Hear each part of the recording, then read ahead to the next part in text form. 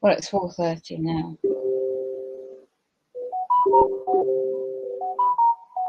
And let's see if they book in my uploaded evidence. I'll be too surprised. So my calls are blocked at 3:36 UK time to 0870607140, the main head office of Mears Group plc in England, who owns the company MPS Housing Limited. I'd also called their main number, which is on the documents, on the phone number 01206 321065. That was 3:30 and then 3:33. I'd also call the head office, a Home Group Limited Company agent, PA to CEO. The number is 0191 607 4198. All cut off. Oh, I made a requirement to call up to see clarification while they've been blocking my counterclaims.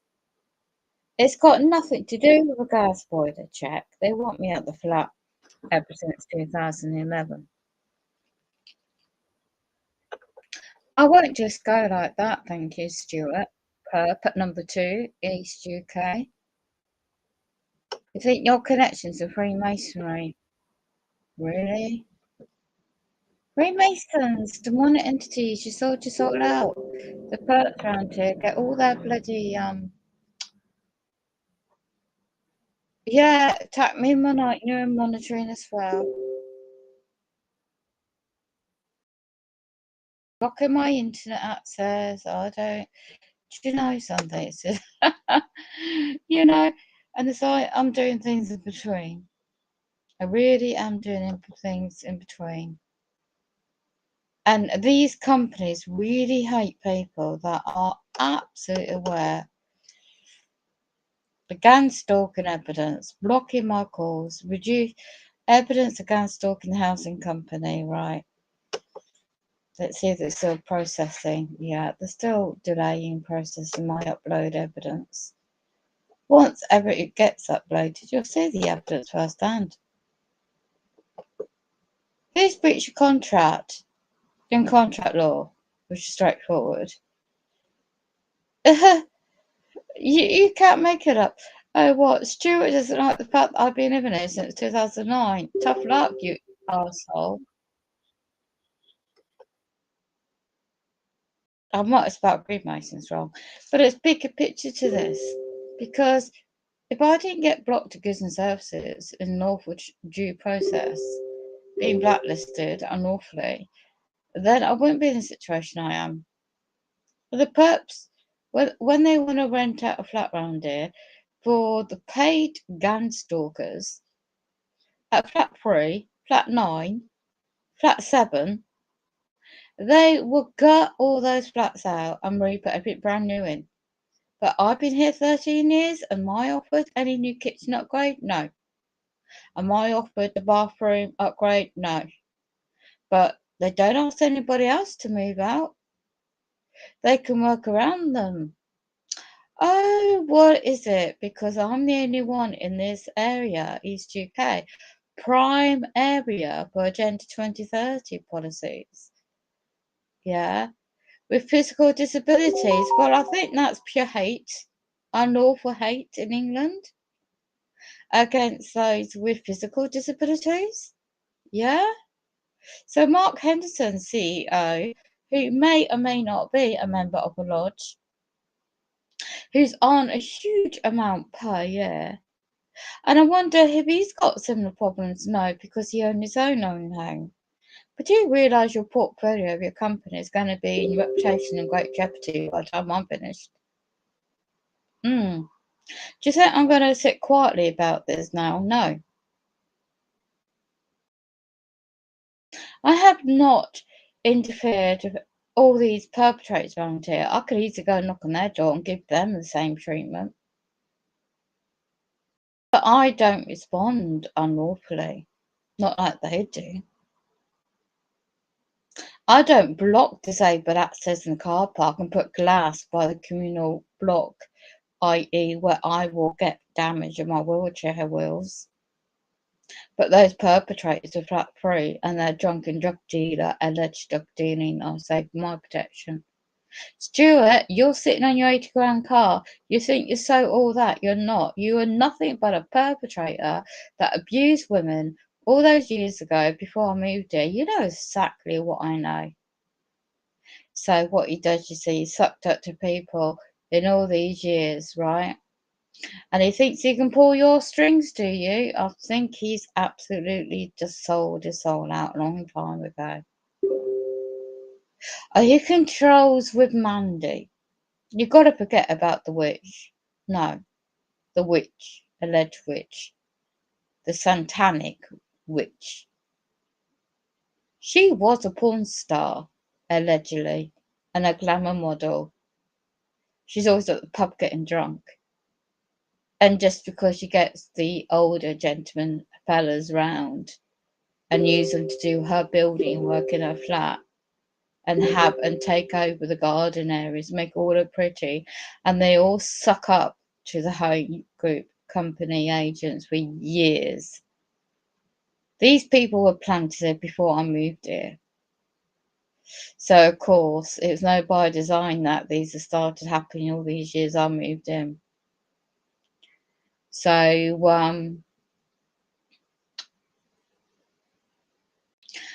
this bigger picture to all and the organised stalking, gang stalking is unlawful. Oh, and there was somebody doing a speech called GQHC MI5 Jeremy something. And I'm going to screen share this individual because MI5. Let's have a look.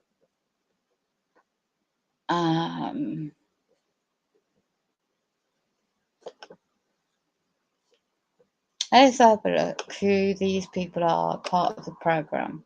Well, this is not just these companies; it's all linked together. So when you get put on a watch list, this is what goes on. So, these really evil demonic people damage that there's a part of my bathroom wall from outside the vent, right? So let's have a look at the history of those. So he joined the MI5 in 1993. He gained operational investigation leadership across all four range. Guess what? The so-called London terrorist attacks in 2005. I was down there soon after, right? Claimed to lead the revision of the publication of the counter-terrorism strategy. More likely put more people on a watch list that haven't done anything. And it goes on. Oh, he took part the reference to Olympics 2012. Have you ever investigated the satanic side around all that organisation? He was appointed the champion of the Order of the Bar for Freemason, was it? Was it linked to Freemasonry? Who knows? I'm not an expert, but I know the Freemasonry is very much the history of 1700s, maybe even farther back. So yeah, I thought so. Order founded by George I on the 18th of May 1725, the name devised from the medieval ceremony appointing a knight, which involves bathing symbolism to one of its elements. The knight so created known as Knights of the Bath.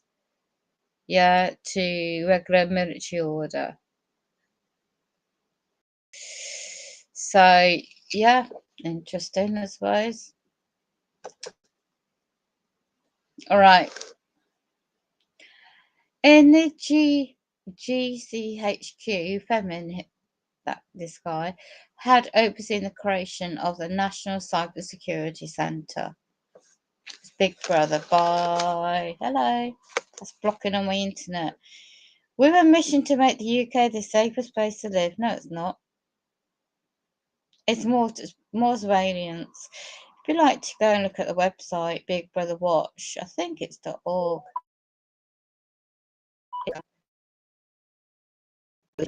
We I think. Anyway, and do business online. Really? Well, you better stop hacking me then and stop monitoring me. It became a world leader, really, and bring together.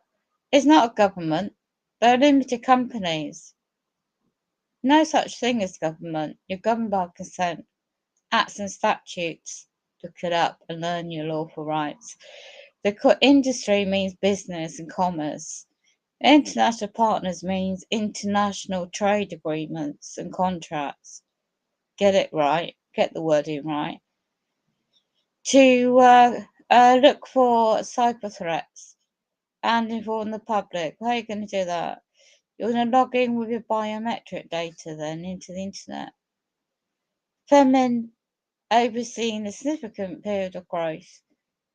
It's not an agency, it's a corporation, by the way. With the development of a static base in Manchester, really. And a focus on diversity inclusion, yeah. Well, I'd love to see that being taken place. In 2019, he led the GHQ's celebrations, really. Well, you should stop spying every bloody Tom, Dick and Harry. With the publication of landmark official history. I don't think you're seeing the official history. Oh, by the way, Ministry of Defence is also a limited company and announced with the National Cyber Force. Look at the definitions and meaning of words in Black's Law Dictionary. Go for the third, fifth, or sixth edition, and it'll really be interesting. For the word force, a changing with development cyber operations, he was appointed as again. Oh, another order was it? The commander of the Order of St. Michael and St. George on the 2021 birthday honours, really, for national security. More like a spy. So, what is this then, yeah? Order of St. Michael and George comes later upon the King, George IV. I don't know which one that was. Let's have a look. Quite ancient. Look at that. King of the United Kingdom, Great Britain, Ireland, and Hanover, the death of his father, King George III, in January 29th, 1820, until his own death 10 years later. That's a shame. At the time of his accession in the throne, he was acting as Prince Regent. Ah, okay. So, the name of two military saints. Martyrs were they? Associated with military, they were composed of early Christians who were soldiers in the Roman army. All these back to Rome, doesn't it, in the biblical sense? Army during the persecution of Christians. Wow, St. Michael, which one was that?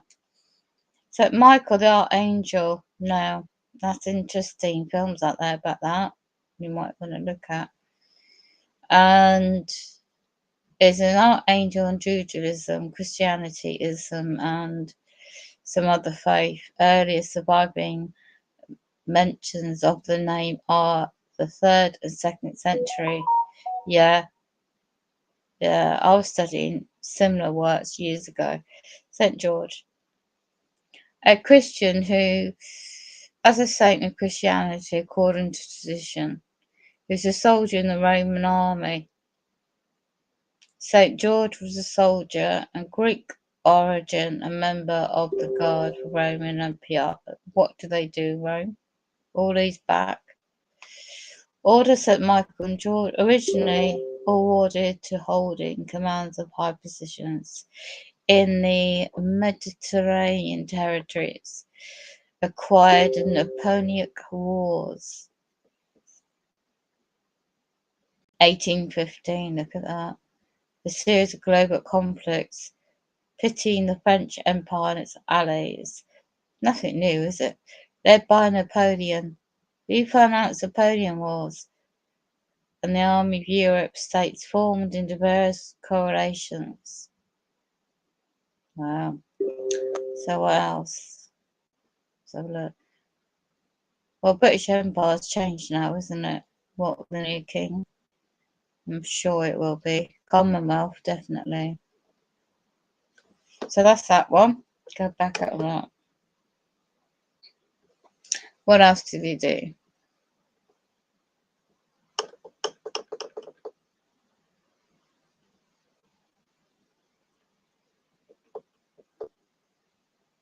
Right, so here we go. He is behind October 2018. That's when I realised I was being gangstalked and target individual. He said, UK must continue to think strategically about its national response to new generation technology. I think you're talking about AI, don't you? Or more advancement in that. You know exactly what's going on with underground dams. You exactly know what's going on with adults and children. Unlawfully. It goes on as part of the International Institute of Static Studies. Psychological tactics, is it? Think tanks. Hmm? Look at Tabster Institute. Anyway, been built on the following moth when speaking. Let's have a look at his early life, if there is such a thing. He made his first public speech about it. You know what's all leading.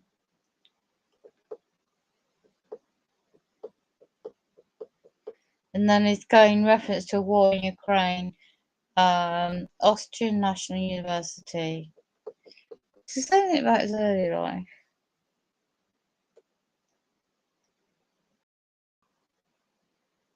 Oh, is he preceded by somebody else now?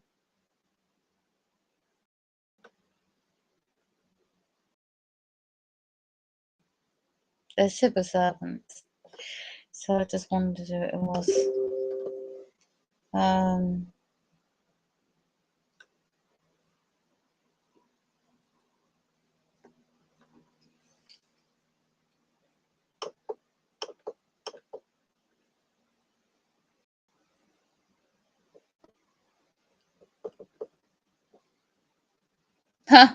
They've left out his personal data. Perhaps.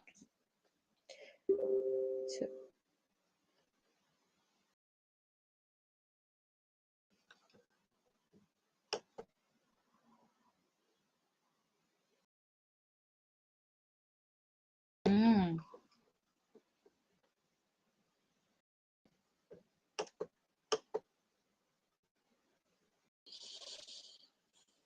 Because he was in the news, apparently.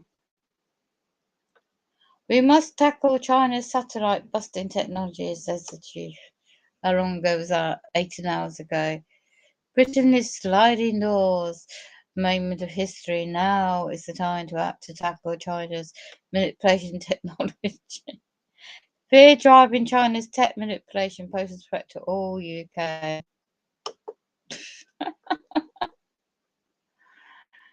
Come on, the real data. Really. China's causing financial and scientific muscle to manipulate technologies and matter and globals. I'll get into much. Oh, I'll go back to this. It's ridiculous. It's ridiculous.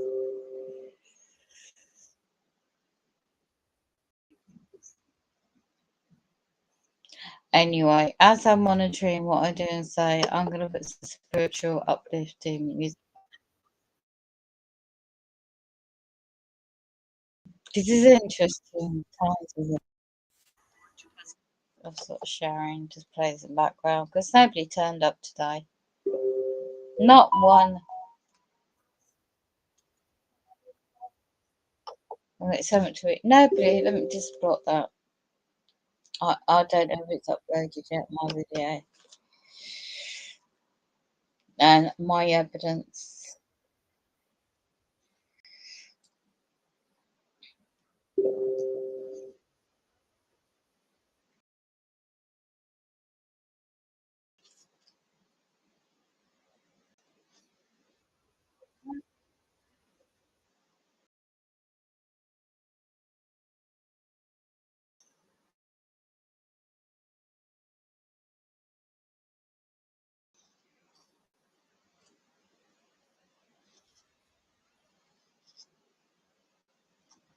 You know, oh, you need to make a call. No, I did it have to by email. They're blocking my emails, a censorship on my blinking stuff. I'm going to drive as it's been uploaded. I made a bloody rebuttal to the assumptions of private life.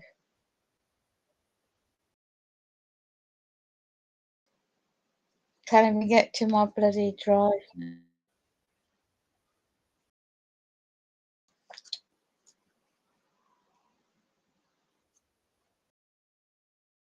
Application.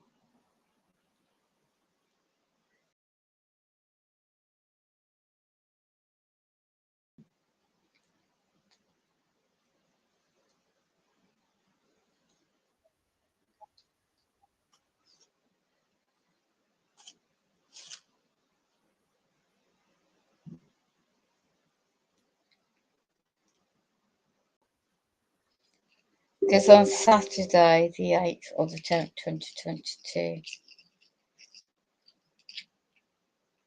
it's just ridiculous. This should be uploading.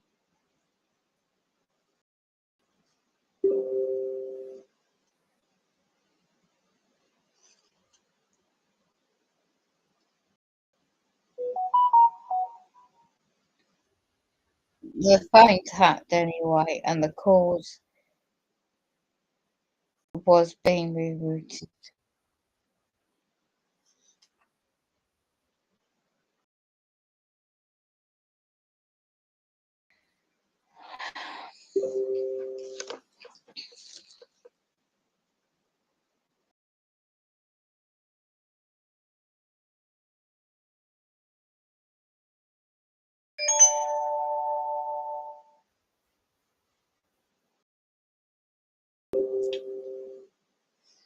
What's the point? I'm fed up with this.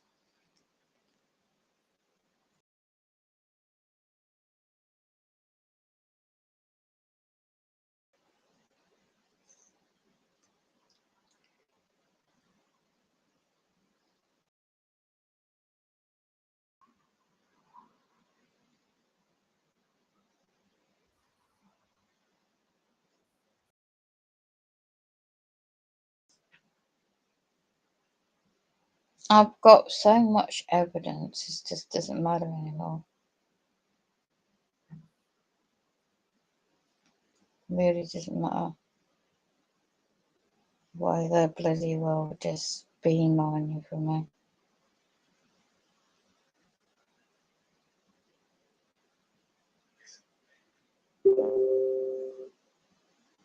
So what they're doing to people that are trying to help others.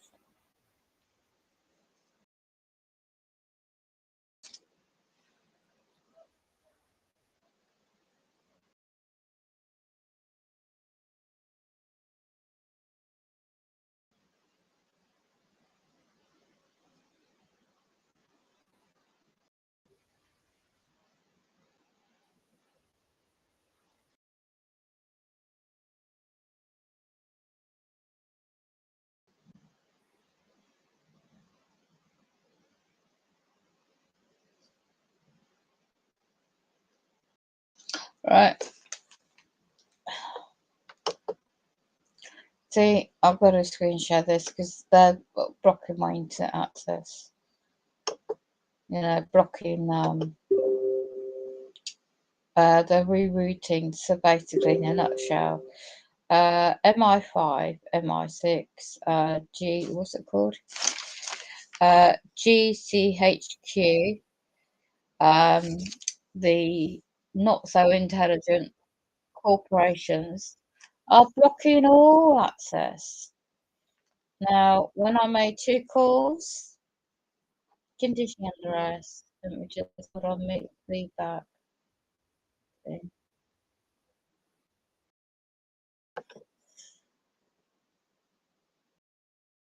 I'm getting the feedback still. I think that's done. Yeah. So basically, yeah, I counterclaimed about rebuttal. This is a process of the gangstalking freemasons, right? So on a practical everyday level, recent things claiming, oh, we can't get access to your private home to the gas boiler service. BS. Okay. I've got email evidence, I've got letters, I've recorded posts. What more do you want? And to offer the date since the first letter. So since the 12th of the 9th, 2022. And then all the recent dates I've offered within UK in statute law. As long as you offer within the 2-month timeline, which for me will be the 11/11/2022, which I have done, they deliberately have blocked those dates and not responded to my emails and not responded to my counterclaims. And today I phoned up to see if they actually did get my bloody email. And this is the head office, Mears Group PLC in England. Its agents, the main office number to get put through to the director of operations, not just an admin. Yeah, because I've had this for years, and I'm absolutely, they need to actually step up the game and to act upon the terms and conditions of this contract I've had since 2009. And not blame me for every dumb bloody thing that they don't do right. So I've had the two bloody fans apparently got a tip off. One was outside my bloody window area while I was asleep at 8:20 in the morning. I know that agent lives in the town, but he uses a work van. Yeah. And then there was another agent using the same, well, not the same van, but this time a smaller van. But he wasn't here for no job. And it was here for me. It's 11:30 in the morning. I'd offered from 2 p.m. in the afternoon. Always do. All these years. I've got all this evidence. It doesn't matter if it's this offer services or something else. And 7 working days notice. Okay, normal post or email. All these years. Yeah. So started becoming a problem when bloody I woke up to the fact of 2000 bloody, well, before that, the setup was 2000 March 2017. I found they bloody did BS throughout that year, which I fully rebutted to each CEO agent of these corporations with a libel and slander, cease and desist. So they weren't happy with that, with the housing, were they? So they had to steam up and lies and slander even more with local puppet servants. So throughout 2018, by 2019, I've got this massive bloody evidence of who, and I won't go into specifics, but who failed me in the subject of health, adult social care. Yeah, and I have no lawful obligation to share my private data, non-housing related, to certain agents who are just don't give a shite. 2022 plus for the future, they really want people in my situation to move out into controlled environment. Really? Really? No, there's no lawful ground. And yet, who blocked the lawful right to repair? So when you research and learn your lawful rights, well, you're even more of a target. You shouldn't be, because this is what they do not like. You're not the tort law, which I know about. I've done my documents to the T, to the fact, sentence grammar, etc., etc., correctly. Yeah, because you have to be your own, educate yourself in knowledge and facts, and whether it's statute law, contract law, tort law, common law, whatever. Because when you are subjected to all this unlawful treatment, you can't claim. Now, it's a commercial lien personally on the COC, very much so. So, but again, they still get away with it because we're not dealing with the flesh and blood. They're really demonic.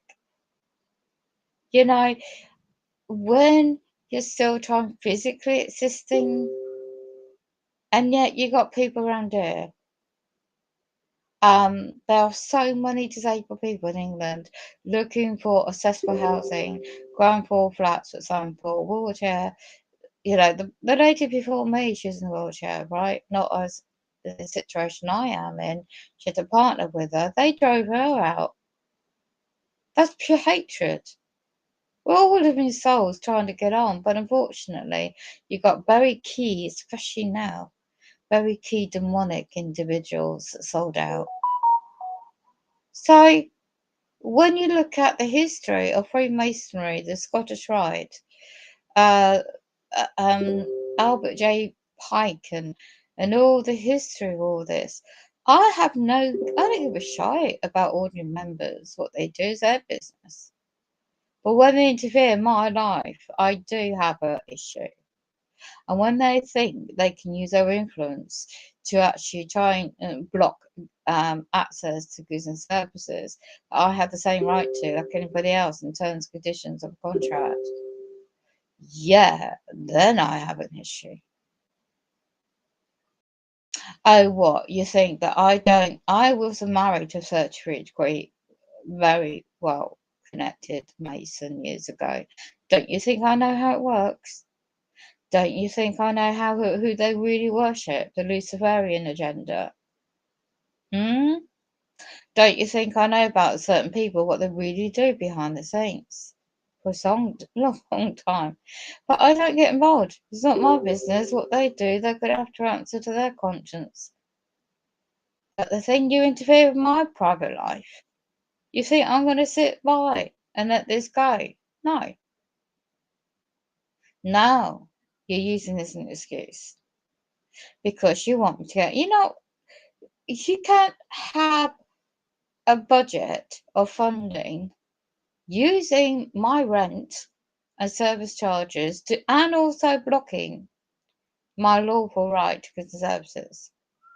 Well, I want all that funds back.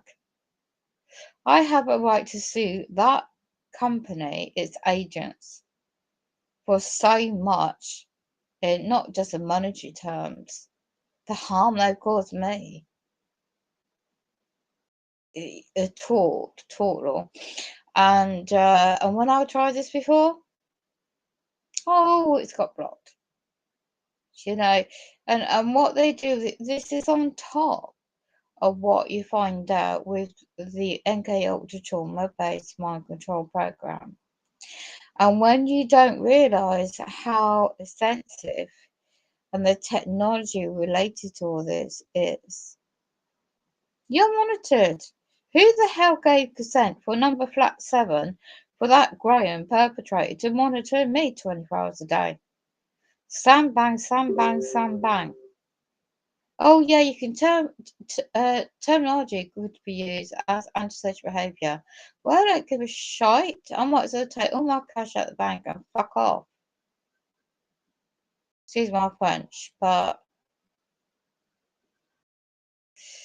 it's worthless pieces of paper because the financial system's going to crash.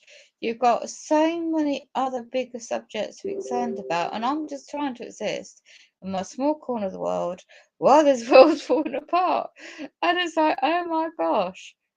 It's like, wow. And I do the courtesy of calling these people to see if they are absolutely getting the correct facts because they're using the AI computer printing company automatically making appointments I cannot do. And they know that all these years because it's all on their systems, on the records they keep. And it doesn't matter what company it is, what service it is, and it's the same and it hasn't changed. And yet they're causing direct hate, discrimination, and harm to me. And I'm not going to put up with that. But I am lawful. I won't retaliate in negativity like they do to me. So you send your perks round. You do what you're doing in that sense outside. But this is trespass. You do that. You provide the full disclosure, terms, conditions, of contract.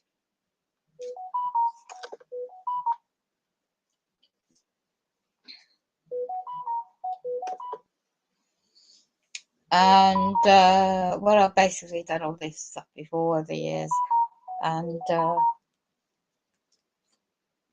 I've just got to stop on with it because this is a demonic side. It's really fucked up. Like yesterday, they're just like really just ramping it up. Yeah, I know they're hacking my phone. Yeah, it's alright. I think a lot of people now are absolutely, it's amazing. What, you failed to upload my, wow. What I'm uploading is evidence of making those 2 calls. I didn't need to do that, so how can I say? So, yeah, they called today, they failed to turn up at the Pacific time, it was agreed upon. Lisa's email on the 3rd of the 10th, 2022, she failed to get back to me. It's all pre-planned. Who the hell would get up at 7 o'clock in the morning to do an email for me in a housing company? They wouldn't do that. It was all pre-done, all pre-planned. All of this is. It's like a military operation. So they're using all this as an excuse to use presumptions. Anyway, my Royal Mail PLC Corporation, they're blocking my post. I got my copy sent to me today, but I posted, well, I didn't, my friend posted for me on Monday, yesterday, the 8th of 10th, 2022, full rebuttal with evidence of the emails that Thursday, the 6th of 10th, 2022 was cancelled. And they still showed up. And because of that, they lied. Yeah? And they emailed or computer generated, whatever, went back to the housing company agents. Really? Because I know how they work. It's like before in 2021 as well. They said I wasn't in when I was. Or they turned up cold call knowing full well always offer an afternoon appointment, and not one individual around here is being treated like this but me. Sickening. So demonic. I have had past stuff happen to me around here where they lied to me, other stuff they've used when I didn't even have the bloody bathroom issue. Right? And I found out in 2012 all those people, what they did to me there and where I was and what happened. And there's a long history since I moved here as well, all sorts of things that's gone on. And every time I keep going, but this is why I studied law, because of 2012. And they hate it. By 2017, they set me up with the ultimate and then triggered stress after the heart attack, didn't they? You don't need to cut the bloody bathroom out, you stupid idiots. And I'm not an expert. I've checked this out independently now. I don't have a finance or independent report. You won't fund £30,000 just to do this. They won't do that. There's so much that needs doing to this bloody place because their failures to upgrade the kitchen in 2013. Do you know what one guy said to me? Oh, I didn't know you were disabled in a wheelchair. I'll get back to our company. We'll see how we can upgrade your kitchen and your circumstances. Where was that letter? Where was an email? Nothing. I chased it up. What happened? Nothing. I have still left since I moved in the same situation and the fittings not upgraded at all. But perpetrators around here, their flats gutted out, no expense spared. The contractors they hire, the agents they hire, no expense spared. Quite a few flats have been like that since 2017. Yeah, over 30 grand's worth. And this is what I'm left to live like. So it's like I'm camping out in a flat, but I'm paying 100 and something a week on top of service charges, and this is what I'm treated like on top. So who's got a case? Who has the lawful grounds to counterclaim for damages? I, not them. Their corporation thinks we're the New Deal, we're the future corporation of housing. But because it's so their intimidation tactics are so demonic, really is demonic. And there's nothing unlawful, nothing I have done. And if it wasn't for blocking me to access, recycling services that I was doing before in 2020, 2021, before I suddenly got blocked, I saved up the funds to do that. The little I had in the flat, the better, in my opinion. I'm always one to make do with little and safely. And yet they blocked me. So I couldn't recycle stuff. What the hell else am I meant to do now? All this time today? Deny services. Blacklisted. So this month of October, you satanic ritual demonic entities and souls of men and women in England, you go out your way to target people and lie and manipulate, falsify documents for the sake of what? We are not threats to nobody, nor am I. But because we have spiritual, we have conscience. we are, not easily being brought out and sold out to this demonic life that's going on in this world now. But I'm always in honour and I'm always lawful. I'm very confident in what I do in my affairs and always make sure things are paid for in time, best I can, and the times we are living in, and part 2 coming up.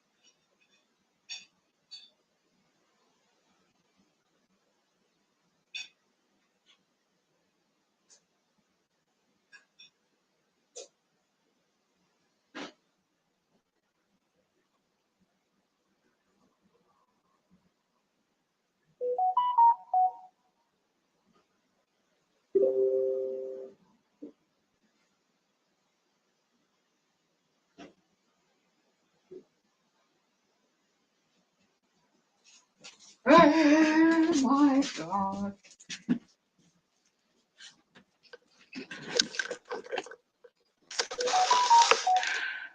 So, you see, what happens with Freemasons, right? Shall I give you some background? When that Candle Ripper tried to kill me by strangling me in the 13th of, where are we now? A long time ago, mind you, 2020. Well, no, that was 2002. Before that, I was known on the television, radio, and TV, all sorts of things. I've met these people and what they really get up to, right? Hopefully you're over 18. So what they get up to in their private lives, it's their business. High empowered, excuse me, I'm having a really bad time. So, when they get up to their ripping their partner's backside, chain them up with the SM and whatever adult sexual perversion they have, right? That's their business.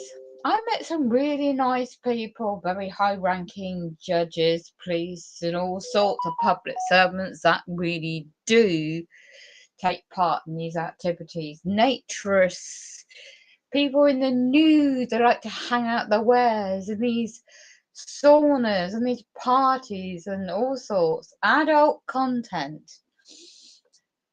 But it was all consensual. And these people really, apart from what they get up to in their perversions, they were quite nice people and they were Freemasonry, well connected. So, just because I looked the part at the time, being a former, a certain image, it was just very superficial, image. But they were nice people, and I learned a lot about the not everything, because I'm not obviously pry to their ins and outs, but I had enough information. And when I met my ex-husband, who turned out to be a 33-degree Mason and a member of this Masonic lodge in this town, and when I got hold in the late 90s of the Masonic, what they call it is like a list in this book. So before I dealt with anybody, I found if they were named in this book, a list, I would not deal with them because of what I know. And they sold their souls out a long time ago.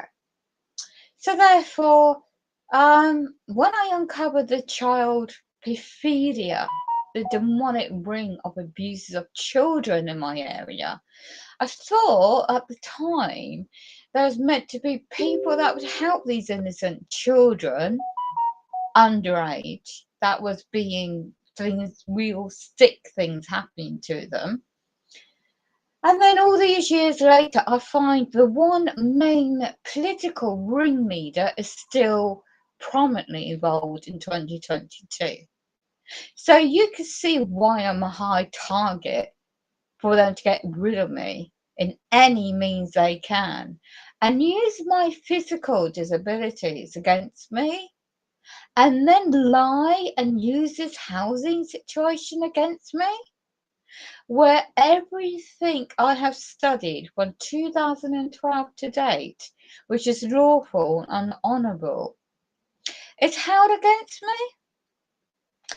So my conditional acceptance under duress today for 2 phone calls to see why they are blocked the 2 dates remaining within UK National Health and Safety Law for gas servicing of a boiler. Why do you think they blocked the dates and not turned up today? And there's a date tomorrow which they won't turn up from 2 to 4. All the emails, letters and evidence they blocked, ignored. Who do you think's at fault? Not I. And there's a certain, I don't give a shite if he listens or hears.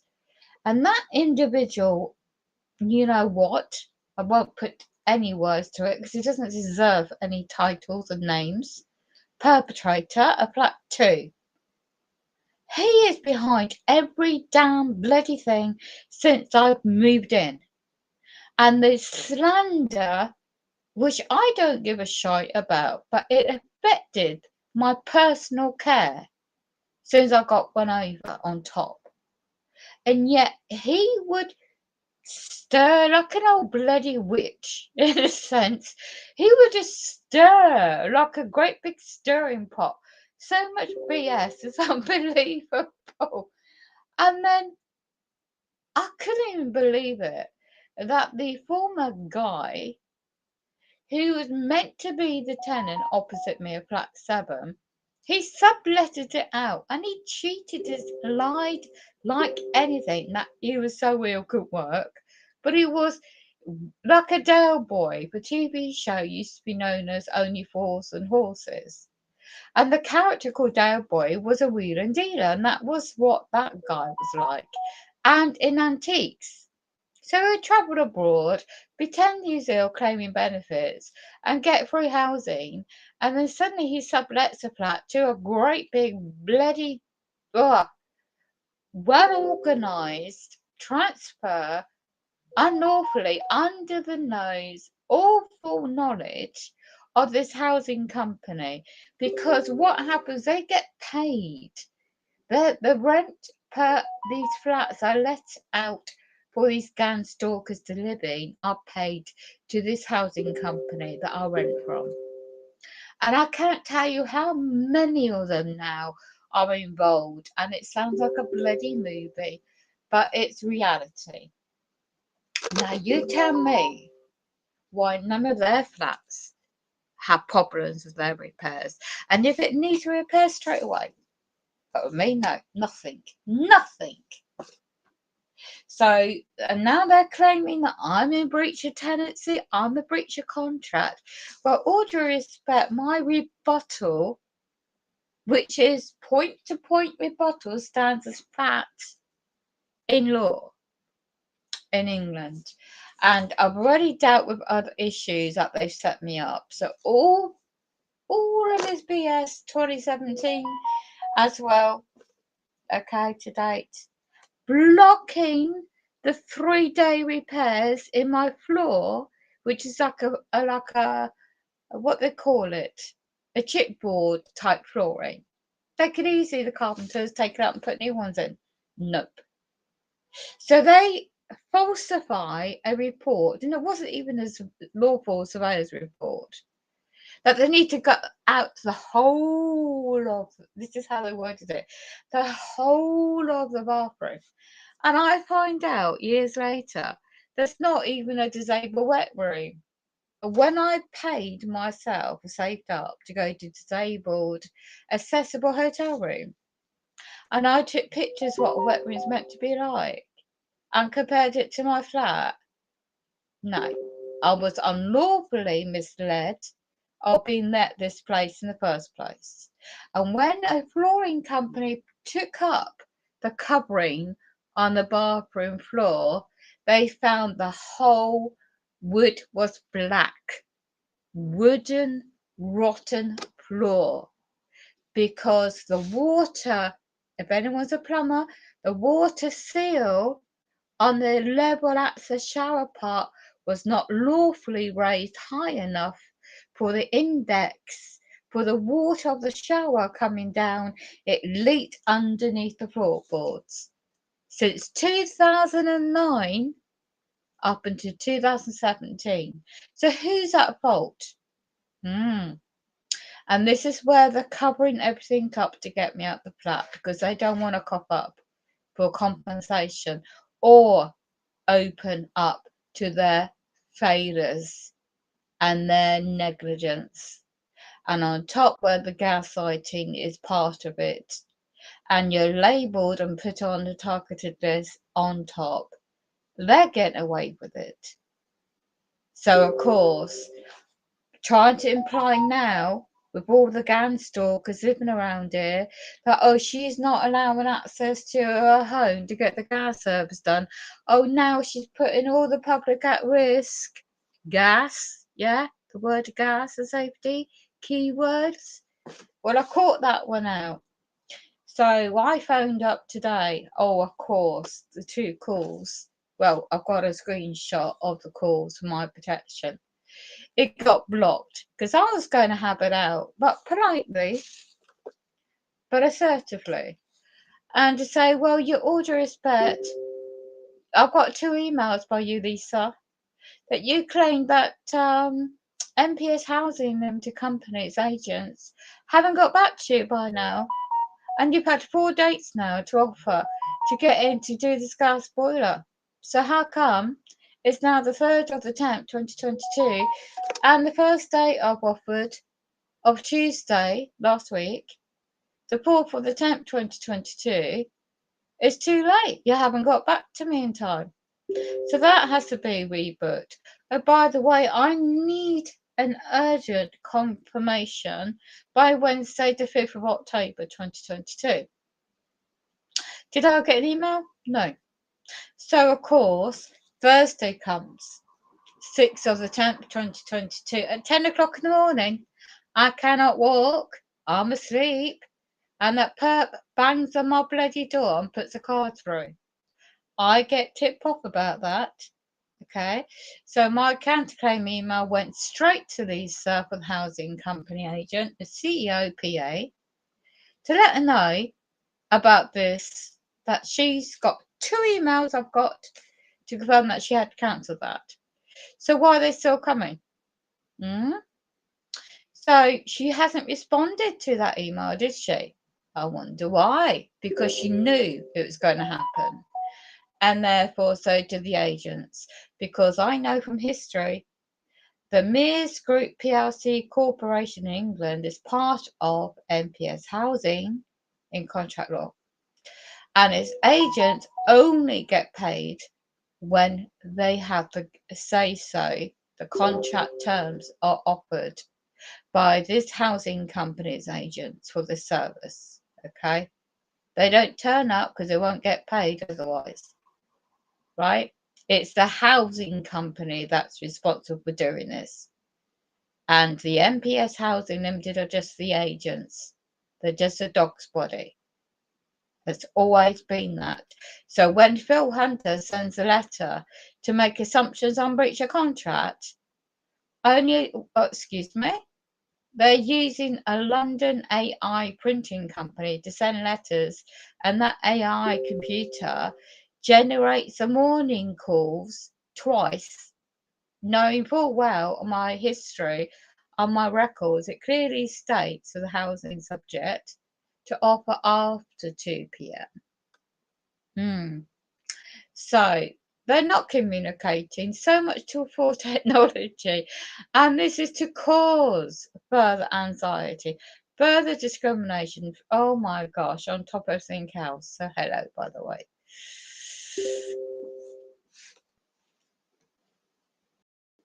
Empowered, I hope you're doing better than me, because I've got to focus on getting something to eat, because this is what they do and I need to relax because this is just BS. Higher. I'm just eating a nice little yogurt with some flax seeds. And when they get in a negativity mode, it's like they feed off this well, I don't even need to say more, but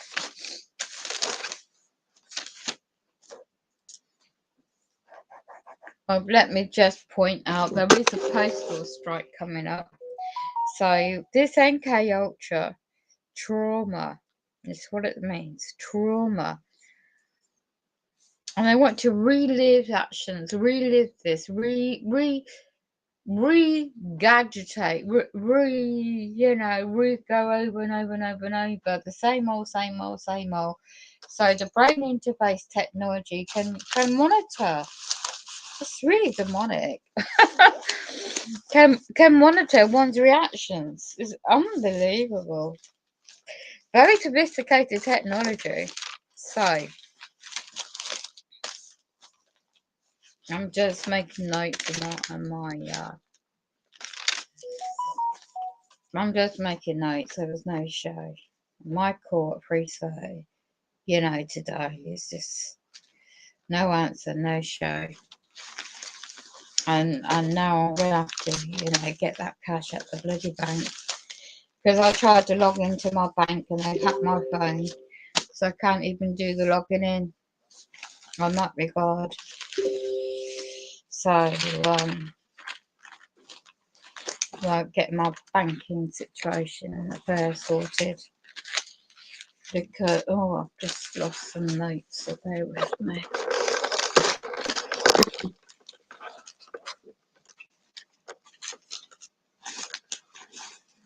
I've got to make sure they're organised correctly.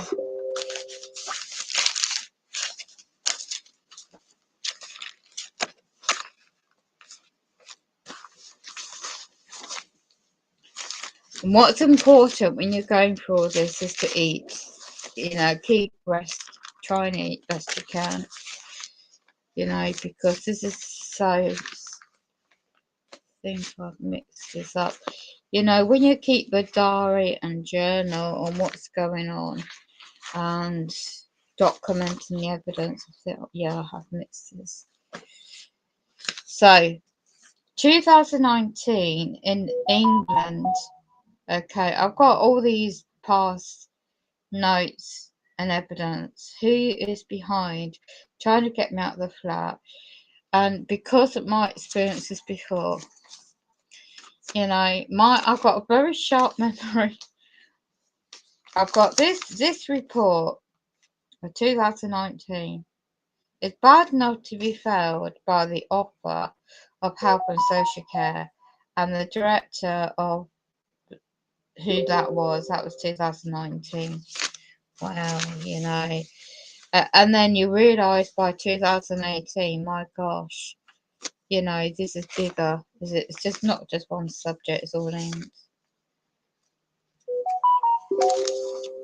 And then you find out the libel and slander came out of this woman's mouth. The threats and lies about my private life. In a report, Susan, she's called. Just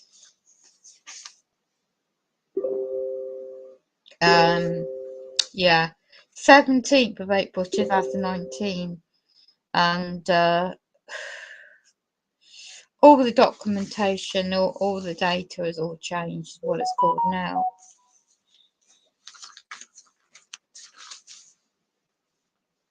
And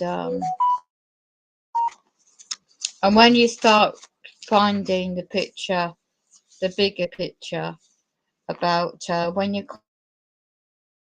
consequence, you realise that all they want to, I've got my notes from quite a while ago as well, they're going on the presumption about your private life. Now, everything, not just housing subject, as I said, it's all linked when you're targeted, interlinked. So, my private life, in reference to from 2017, and what I had to find out the hard way. So now what I know is what I know, kind of thing. Let me just get my bits and bobs into.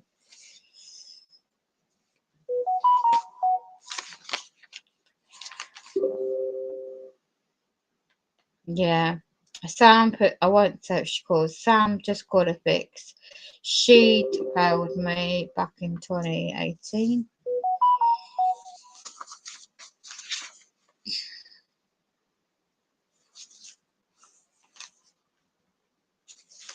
When I approached, at the time, lawyers in housing disrepair, I started finding that I was being blocked for remedy.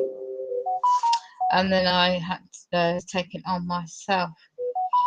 So, yeah, I'm just trying to get my notes into. So when you find it's all business and commerce, it always is. And then when you find it's more demonic, I will never divulge certain things I know about certain individuals. I am the settler of the trust and equity law. And yeah, when you do your rebuttals, it's just trying to making sure I'm not misled my paperwork. It's amazing how times have changed. Yeah. So I'm the settler, and does anybody know about trust and equity? It's just when you learn these things, it's like, wow, I am meant to be in control, and there isn't any lawful jurisdiction or where anyone has any authority. But when they stitched me up in 2012 as well, and 2013, I began learning very quickly about these subjects. In case I haven't. And I've got printouts and Dun& Bradstreet, and also I need to start looking into the bills of exchange out 1882, promissory notes, and the fraud's been used upon the world for so long. That's a good point. I forgot all about that one.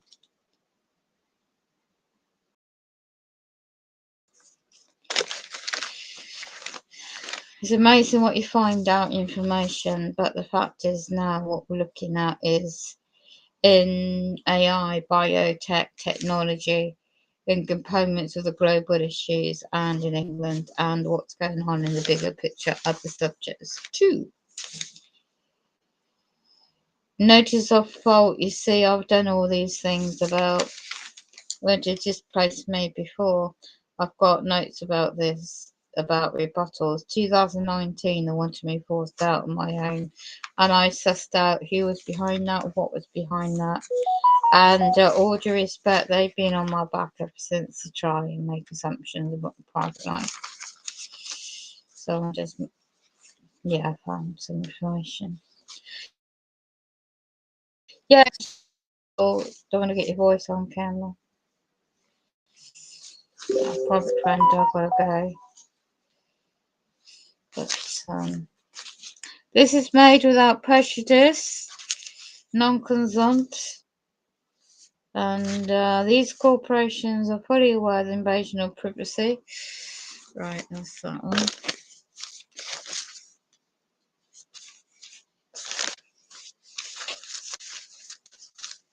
How to autograph your documents under duress without liability is very important to know if one wants to know. That is. Okay.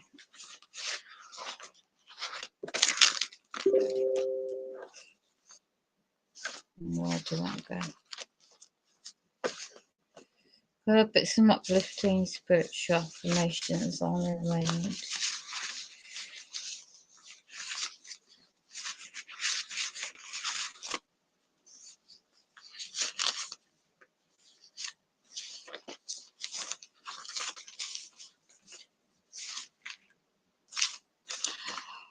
I believe the King James Bible version and any spiritual and peaceful relaxation music is going to be helpful for those who are going through trauma and those are being monitored unlawfully. There you go, I found it. Right, I need the DUNS number. Right, also a CEO of, what was that one? No, that was a different one. Okay. I was looking for something a while ago. And looking to Imperial College and reference to the trauma side because Tabitha Institute, that's a good one to look at. Rockefellers. Right, that's what I need. Looking for that. Just looking for some notes. I think that's it. I was looking for.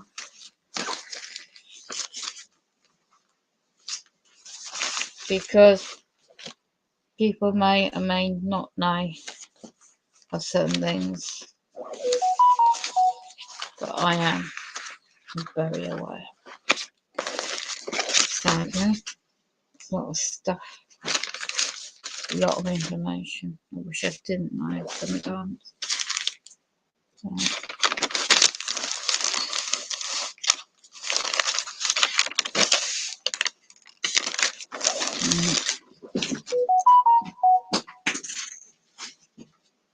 I really just put all this.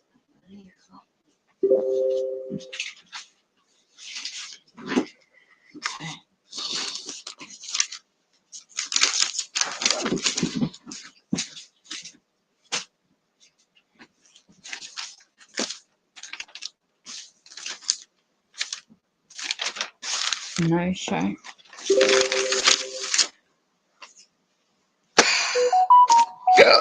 Excuse me.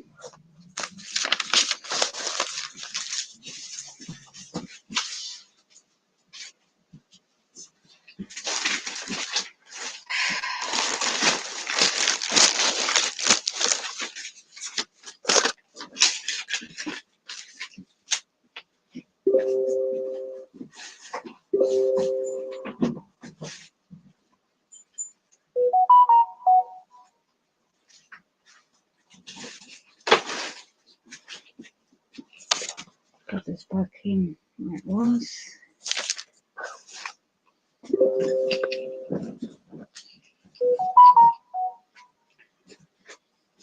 Keep on a journey, I'll finish off what I've got to do. Put some affirmations on. Spiritual affirmations.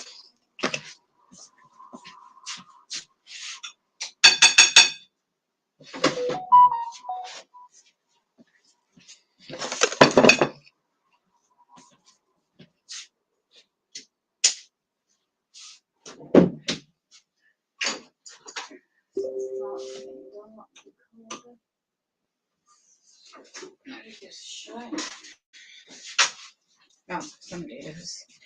Jesus Christ, I wrote down this one.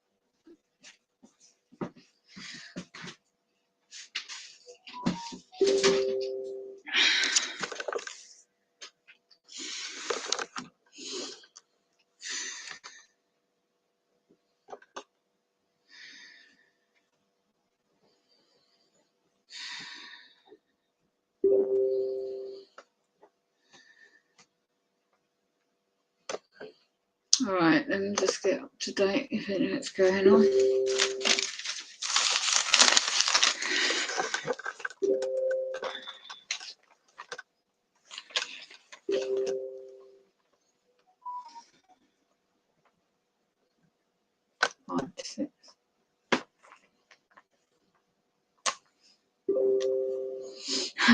Nursing, they want to get on strike as well. Nursing, oh god. Royal College of Nursing is a limited company in England. I wish I didn't know as much sometimes. My gosh.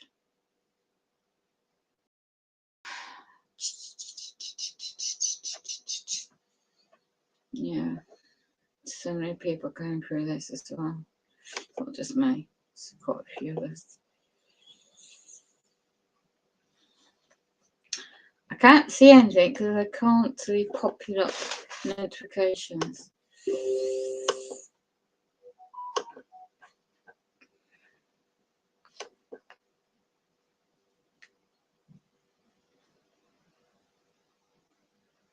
Flying car. See, this is like the movie. The technology is like a movie. Bill Cooper, our time, he knew back in the 90s what was going on. A long, long time ago. For goodness me. Robot says AI is a threat. An opportunity to, oh God, what now?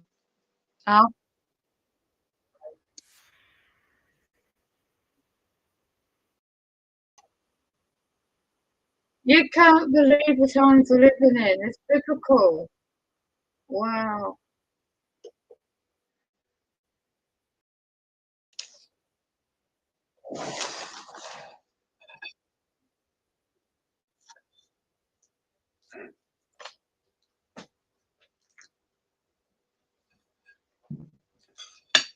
They've got a robot in the House of Lords.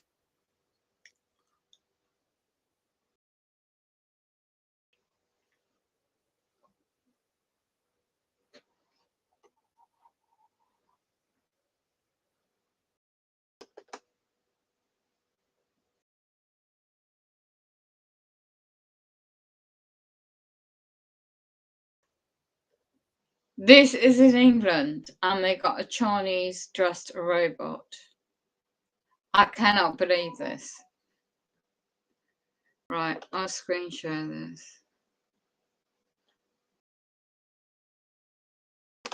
I cannot believe they're actually doing this in England.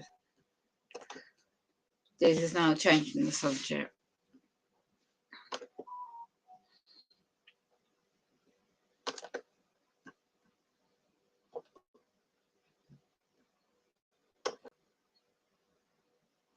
Right. House of Lords is limited company. Look at this. I don't mean might not be able to hear it either.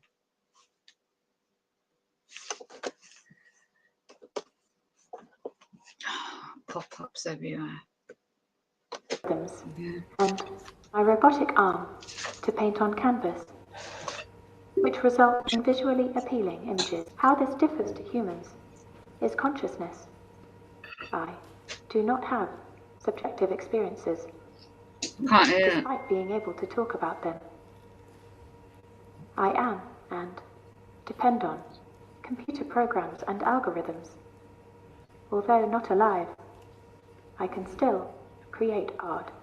Technology has already had a huge impact on the way we create and consume art.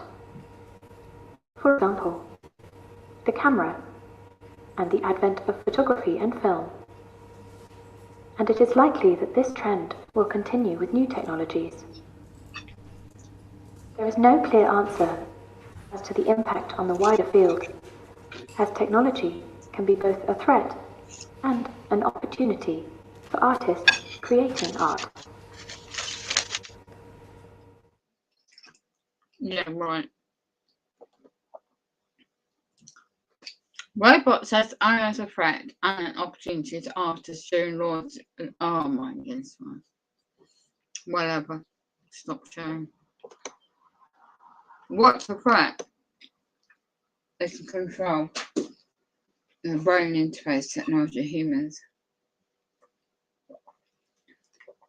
Of the flesh and blood. Not artificially made. Oh my gosh. And now you've got flying cars. Oh gosh. Ridiculous. This isn't another target individual. She's going through, bless her heart.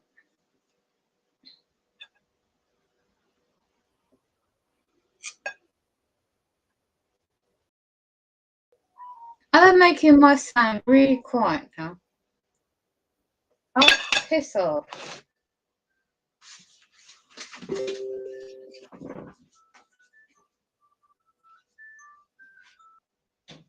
They're just really hacking into every platform, everything else. This device is really making it quiet. This is my bluntness. 100%. Can you sing? Let's try this to cast your demons out. See, I can hear that. I'm going to listen to what spirits are uplifting because these are attacks happening spiritually.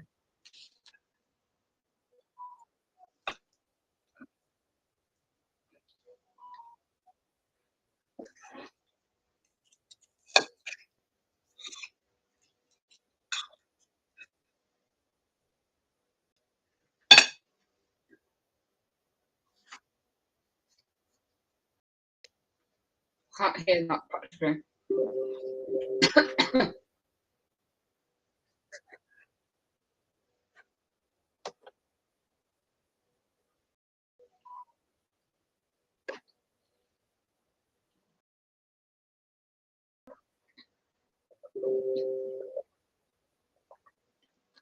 These global elites really don't give a monkey.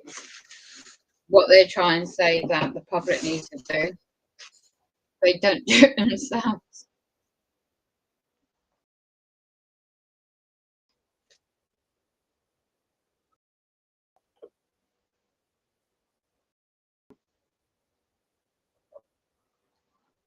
Yeah, definitions, the meaning of words. Webster's dictionary.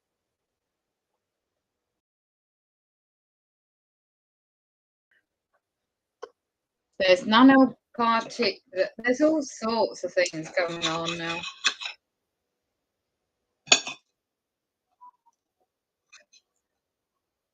The AI technology has been around for a long time.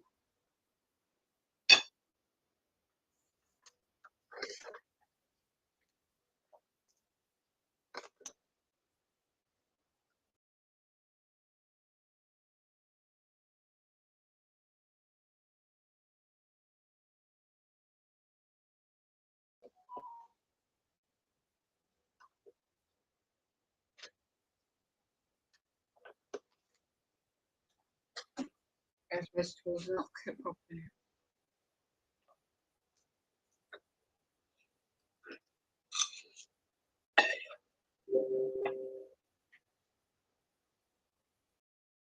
That's right in Freemasonry.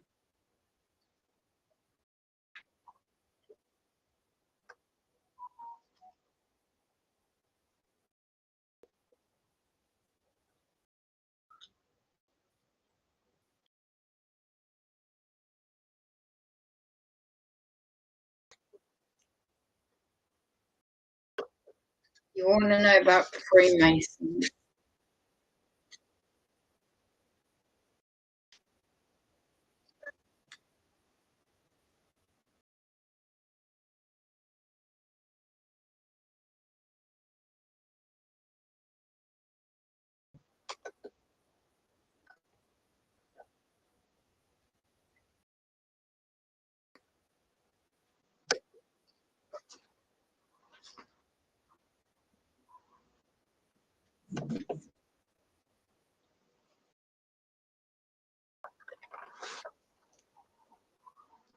Not orange skies. I'm just now sky watching. I'm going to lighten the subject because it's all spiritual. This is all demonic. It's unbelievable. Coming upstairs.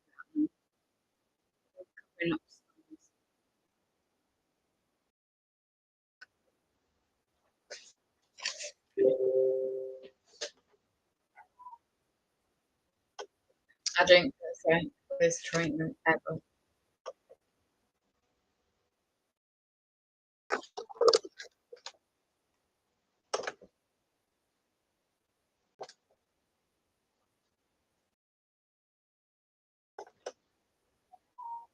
Hopping around waiting for nothing. I should charge these agents for my time. There's comets and sky. There's comets. I'm looking. Oh my goodness me! Reflections of the sun stimulator in the skies in Oxford. Hold on, I've got to pause that.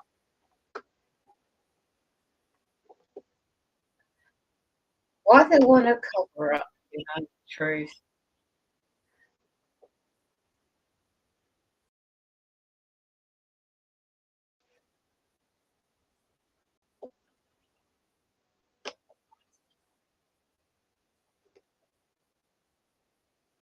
Wow. I've got to screen share this image.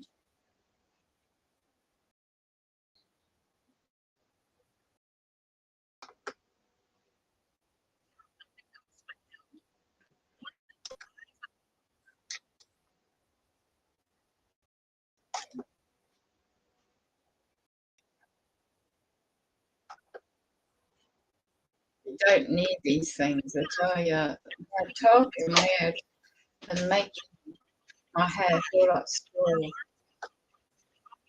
It's 2 days in a row again. Everything. So this is Oxford and England. This is meant to be the sun. Oh, I don't think so.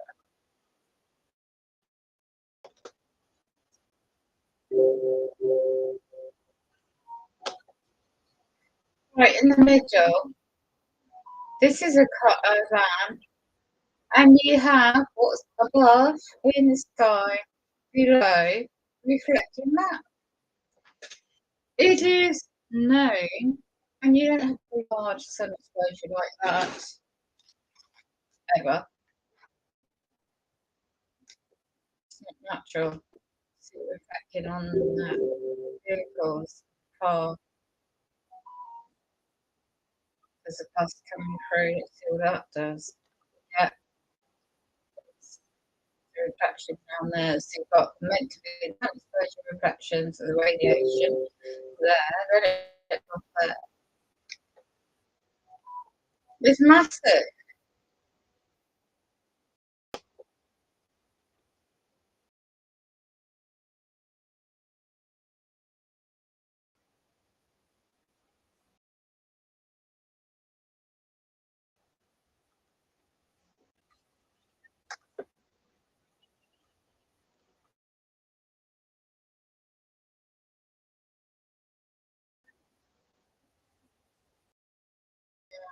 It really is spiritual, the attacks, the emotions, the setups. It really is.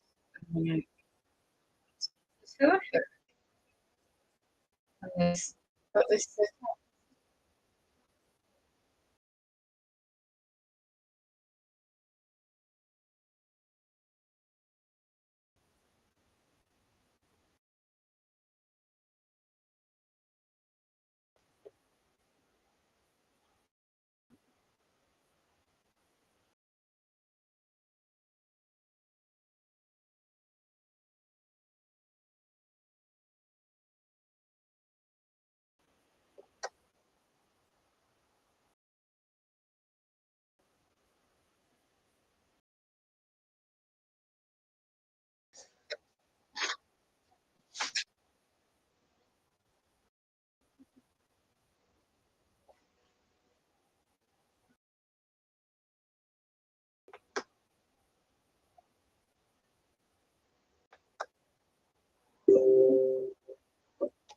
I don't believe anyone should be taking care of anybody.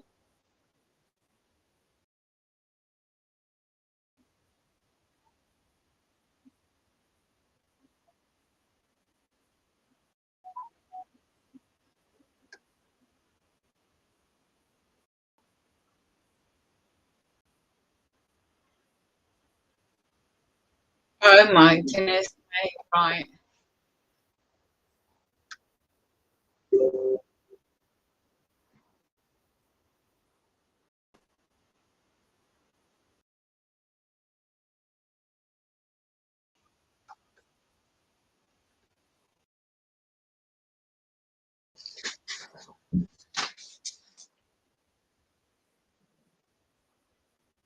These are public servants in my area, UK.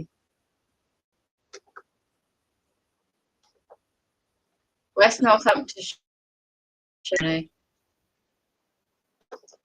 of October, they say.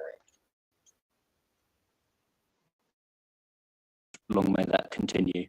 We keep a close eye, right, so on the finance this evening. We have nothing to receive from Oh my Overview and goodness me, Scrutiny, something so I we'll go know straight and to I our can't mention first about. report, which is with Adam. This is amendments to the Articles of Association. In a moment, we'll ask Adam to introduce the report, but first we have three speakers registered in the following order. I have Councillor Purser, Councillor Randall, and then Councillor Harris. So, Bob, over to you.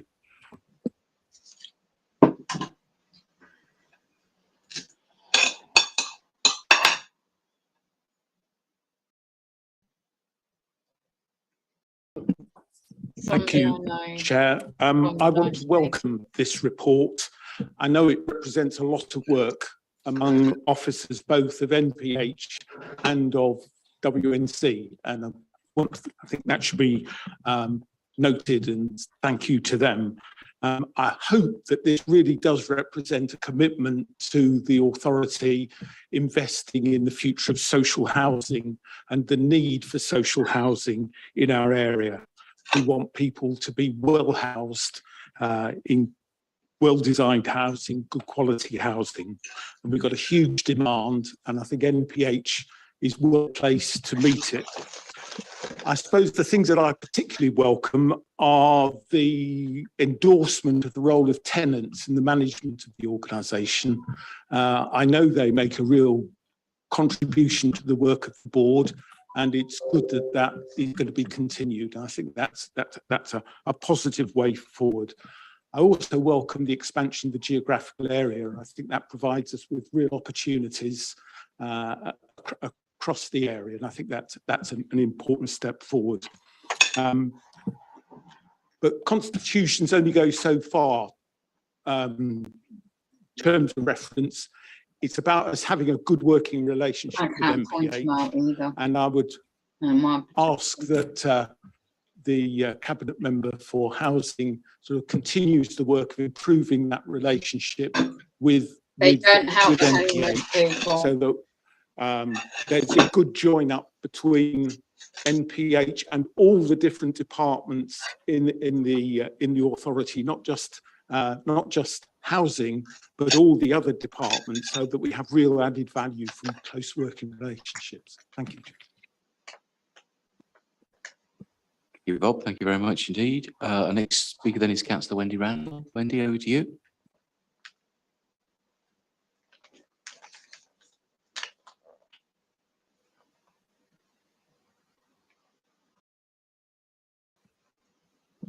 Thank you, Chair. Mine's a very quick question, really.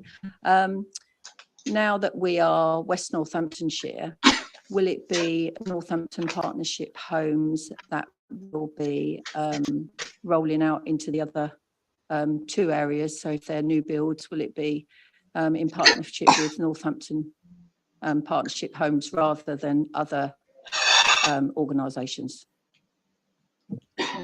Okay, thank you. Good question. I know that Adam will be able to cover that. And then finally, Jonathan, Councillor Harris. Evening, councillors. I also would like to echo welcome of this report. I was actually just listening to the radio on the way down here, listening to the continued challenges of social housing, and particularly with private developers not fulfilling their commitments and promises. So I hope that this can be a means to progress and deliver on a wider basis across the area. My question really is just a simple point of clarification. It refers in the articles of a name change to Northamptonshire Partnership Homes, and it talks about the covering of the West Northants area. I just wanted to clarify, is it just the West Northants area or is it wider? And just wondered why it wasn't there for West Northamptonshire Partnership Homes. That's all really simple clarification. Thank you. Great, thank you very much, Jonathan. Adam, I'll hand over to you to introduce the report and perhaps cover some of those points raised. Thank you, Chairman. And this report reflects a long period of work between both officers at West Northamptonshire Council and senior parties at Northampton Partnership Homes, or the organisation that will soon be Northamptonshire Partnership Homes. Work's been conducted in a very positive spirit and with great excitement about what the future may hold for both parties involved. The name change that's been touched upon already, in fact, reflects the legal status that has existed since vesting day upon the change of the councils that we underwent in Northamptonshire. Northampton Partnership Homes assumed the right to be the social housing landlord across the new district that was formed within West Northamptonshire. So to answer Councillor Harris's question, is it wider than West Northamptonshire? No, but to retain the brand identity of NPH, we made the very simple change from Northampton to Northamptonshire. Councillor Randall asked whether MPH will be rolling out into the other two areas. There isn't anything in the pipeline as yet that confirms that they will do so, but the option is on the table. If we see projects that are financially viable and are preferable to other options that come our way, then we're able to deliver in that fashion. But we have a wide range of very good partners in the housing association world, our registered providers. Improve the quality standards for provide fantastic homes to people in the South Northampton areas, and we're committed to continuing to work with them in order to deliver the social housing that we need. I'd like to thank Councillor Purser for his positive comments. He touched upon the working relationship, and actually the reason that we have the paper before us tonight is that we want to carry on building the very way. constructive and very positive working Terminology relationship they that's use. started to flourish under the new council. And What that's public in large part, consultation? it was that hard work was started by the gentleman to my left. Where was who, that? Never even heard of that one. who fulfilled What the role date of was that? the executive director overseeing housing in the very early days, and it's been continued in fantastically positive fashion by Jane Carr sitting in front of me. They both worked extremely hard to construct a positive relationship with MPH. I have a very good working relationship with the chief executive there and the chairman of their board, and long may that continue. We keep a close eye, rightly so, on the finances of the HRA. That's the responsible thing to do, and we'll work very hard to ensure that every project that comes forward is financially viable, but most importantly that it serves the needs of both existing tenants and those on the housing waiting list. So this is just the first step. I know about. Oh my goodness, it's the same man. I hope that Cabinet will welcome the report and accept the recommendations. Thank you, Adam. Actually, I'd echo your thanks both to Stuart and Jane for the tremendous work they've done. Northamptonshire Partnership Homes are now an important part of the West Northants family, and the relationship is good. And thanks also go to the new chair, relatively new chair, Andrew Woods, who we're working with very closely. Tremendous enthusiasm from him. And of course to Mike Kay and all the officer team who continue to do great things. This brings opportunity with the housing associations, Futures, Grand Union, others. It enables us to do more should we choose to, given the challenges around housing. Any other comments at all from members of the Cabinet on this item? No, in which case I just draw your attention to the recommendations, which are section 3 as always. Can I just ask you to confirm your agreement to the recommendations, please? Thank you. Passed it straight away. And I should add that actually Adam, myself and colleagues will be joining MPH for their AGM on Friday and celebrating, thanking them for all that they're doing. Move on then, if we may, to a report which will be presented by Fiona, which is the proposal to extend the age range at Parklands maintained nursery school.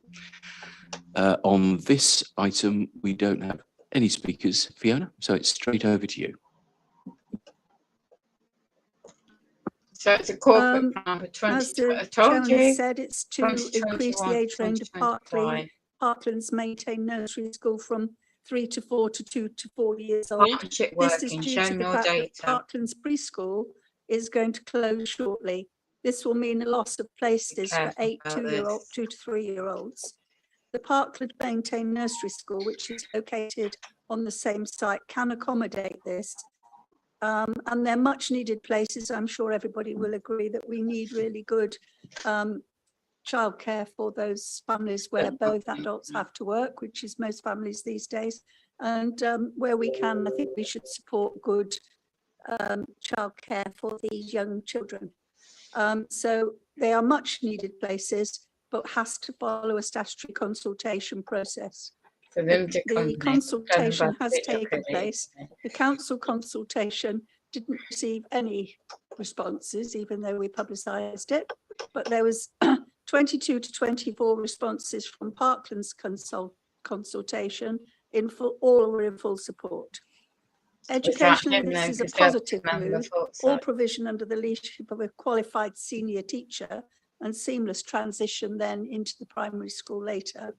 This is a low risk financially to the council, as all provision is funded by the DSG or parental contributions. So if agreed, the transfer will take place on 31st of October. So I can't see a reason why anybody would not agree. So they're pushing for the children. Children starting. Thank you. As we do, we've discussed this in advance. I don't think we have any objections. Does anybody want to make any comments at this point on this proposal? Right now? No, in which case the recommendation is at section 3, which is recommended to Cabinet the proposal to lower the emission range at Parklands. Can I just ask you to confirm your agreement to that recommendation? Agreed? Agreed. Thank you.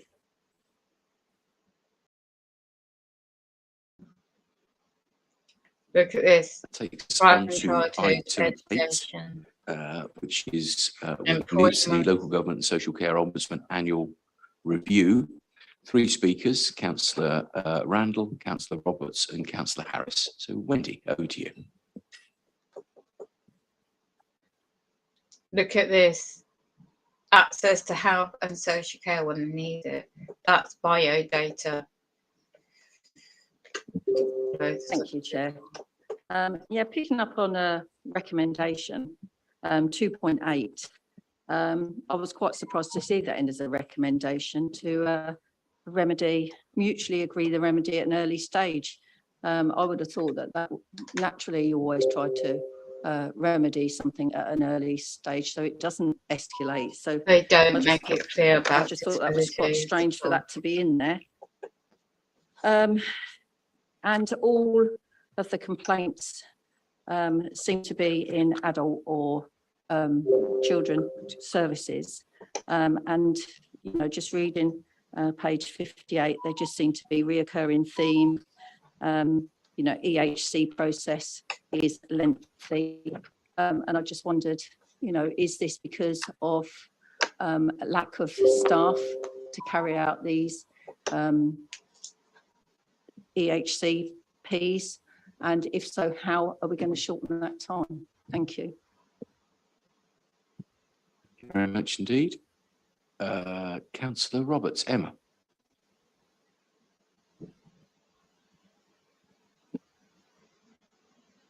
Thank you, Chair. Thank you for the report.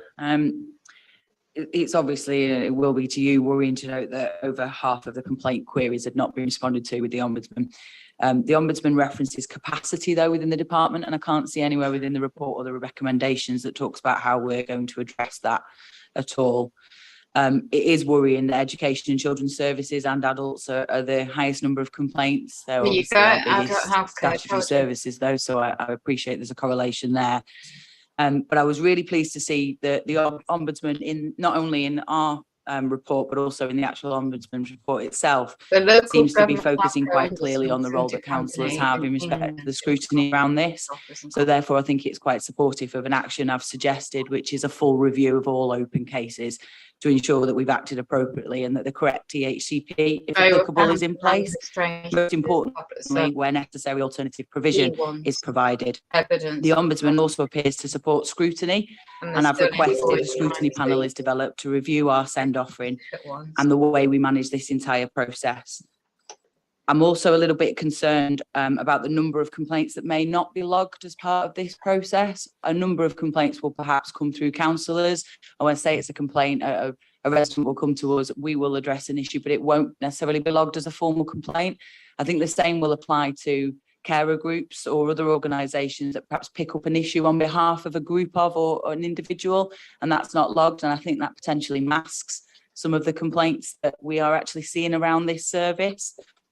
I'd actually welcome that there's a recommendation added specifically around scrutiny here. I have been talking to both the assistant director and director around this process, but I think we're missing a trick here. You could add a simple recommendation that arises and recommends scrutiny. Finally, there's 55,983.43 paid out by NCC to upheld complaints. And I wondered, as we're now in November, do we know what our current position looks like for both the children's services and adults? Looking at an in-year position on this might be really helpful. Thank you. Thank you. Thank you very much indeed, Emma. Finally on this one, Jonathan.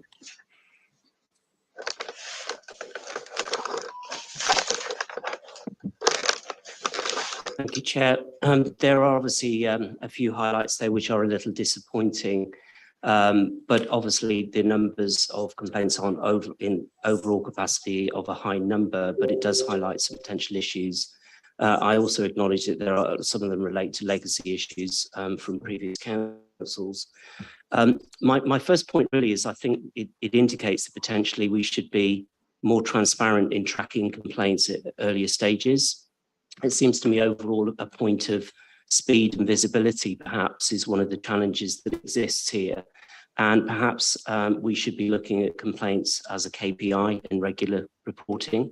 So at least everyone around this table and beyond has some oversight and perspective on what actually the issues might be. That might ensure that they don't get escalated and perhaps not dealt with quickly enough. The action plan itself is fine, although I would have argued it's a little loose. It would be good to see a few more specifics in there. particularly for me about accountability of who will actually monitor and drive the improvement that's needed. And really the final point I want to make actually is sort of indirectly linked. We know that it's particularly tough times at the moment, and as Councillor Roberts has highlighted, it is in some of our high pressure point service areas. I think we also need to be making sure that we have systems in place to monitor and support staff. They're facing pressures constantly, and although this does highlight issues that we need to address, I think we need to try and make sure that we're ensuring that our staff are supported also, because I'm sure this creates an inordinate amount of pressure for them too. Thank you, Chair. Thank you, Jonathan. A number of useful points there. On the point about early resolution, I noticed that, which is the figure I'm after, 13% of upheld cases, we found the organisation to provide a satisfactory remedy before the complaint reached the Ombudsman. So we're about on par, 12 against 13. Certainly, I think there's something about complaints as a KPI. Yeah. Scrutiny, happy to encourage that as well. It doesn't need to be recommendation. Scrutiny, absolutely free to. More than happy for scrutiny. Too. Some of these were mentioned as adults and children, and I know that Stuart wanted to chip in. Should we hand over to you at that point, Stuart? Thank you, Chairman. So in the context of the children's work, we will be bringing a report through Councillor Baker in November, which sets out our improvement strategy around SEND. And one of the aspects of that will be around how do we reduce the level of complaints, but also be much more timely in relation to the complaints that we receive. If you look at the two themes from an adult perspective, there's the theme in relation to delays around decision making when we look for support for adults with learning disabilities. We had quite significant staffing shortages during that kind of first year of West Northants, which has contributed to those delays. That team's fully staffed now, so we should see an improvement. The second one pertains to the removal of charges on people's properties. And that's something we're really focusing on from a financial perspective to make sure that we don't have that detriment moving forward. I suppose the other thing to kind of mention in the context of kind of scrutiny, looking at this as a reflective organisation, this really orientates our ability to learn from people's experiences. So we're likely to get a level of positivity out of that in relation to future learning going forward. Thank you. Okay, thank you. Does anybody else want to comment at all on this? Make any comments, perhaps where it affects their own area? Or any questions at all? Matt? Yeah, well, just to support your comments, Leader, I think certainly, as is mentioned, the adults are a proportionately high, obviously because of the size of the service, area of complaints. So I'd be keen also to see and keep updated on, in-year performance and how we're looking at the moment. So just to support what you said, thank you. I don't know. I suppose it might be easy to reach for things. Well, it makes sense why things are happening with me. Take some legacy NCC stuff. COVID was in there and all the rest of it. We've got a first-year benchmark now, and from here we really can monitor properly, can't we? So confirming that, I think we should do that. Take up the idea of some sort of KPI reporting on a reasonably regular basis, without any doubt at all.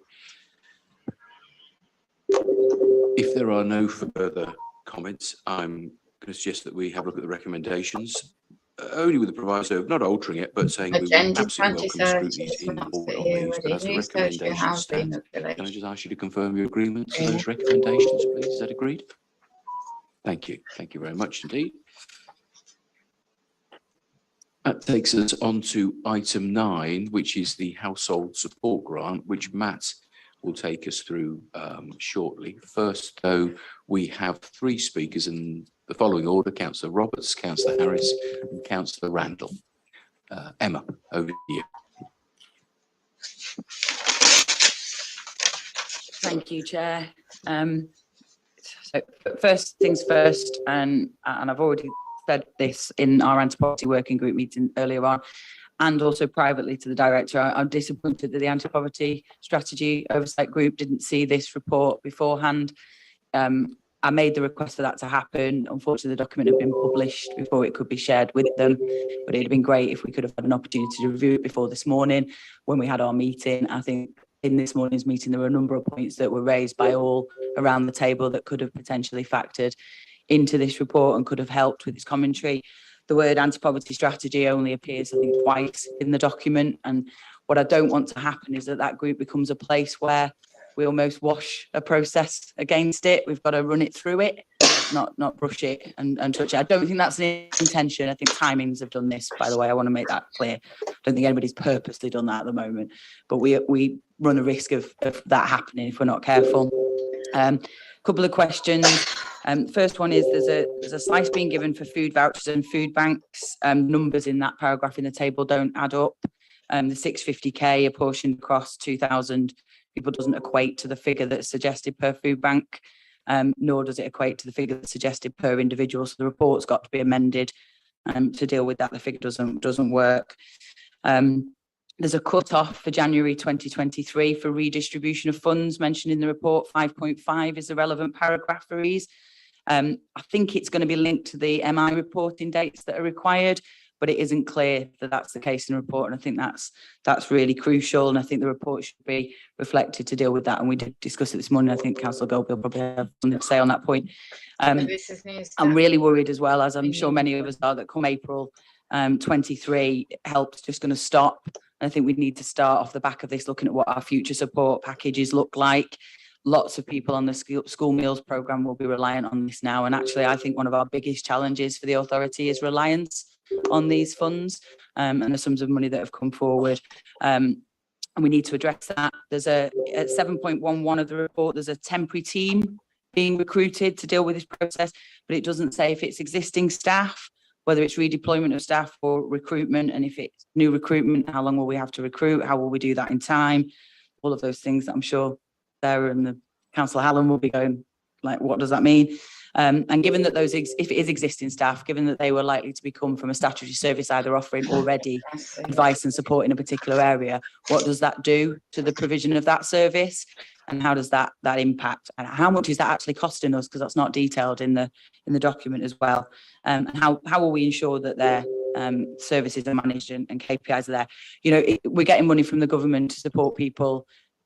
We need that money. People need that support. We also need a long-term funding review and longevity. That's not your fault. I'm not going to blame you and sit here mission statement in about that. The situation isn't good at the moment. There's question over uprating in benefits, and that's a massive issue that we've got to address. I'm hoping that Councillor Golby will be talking to colleagues about campaigning the government for maintaining that appropriate uplift. But right now, thank you for the report. I appreciate there's a lot of work gone into it, but there's a lot of unanswered questions that arise out of it as well. Thank you. Okay. Thank you, Emma. You raised some good points. Jonathan.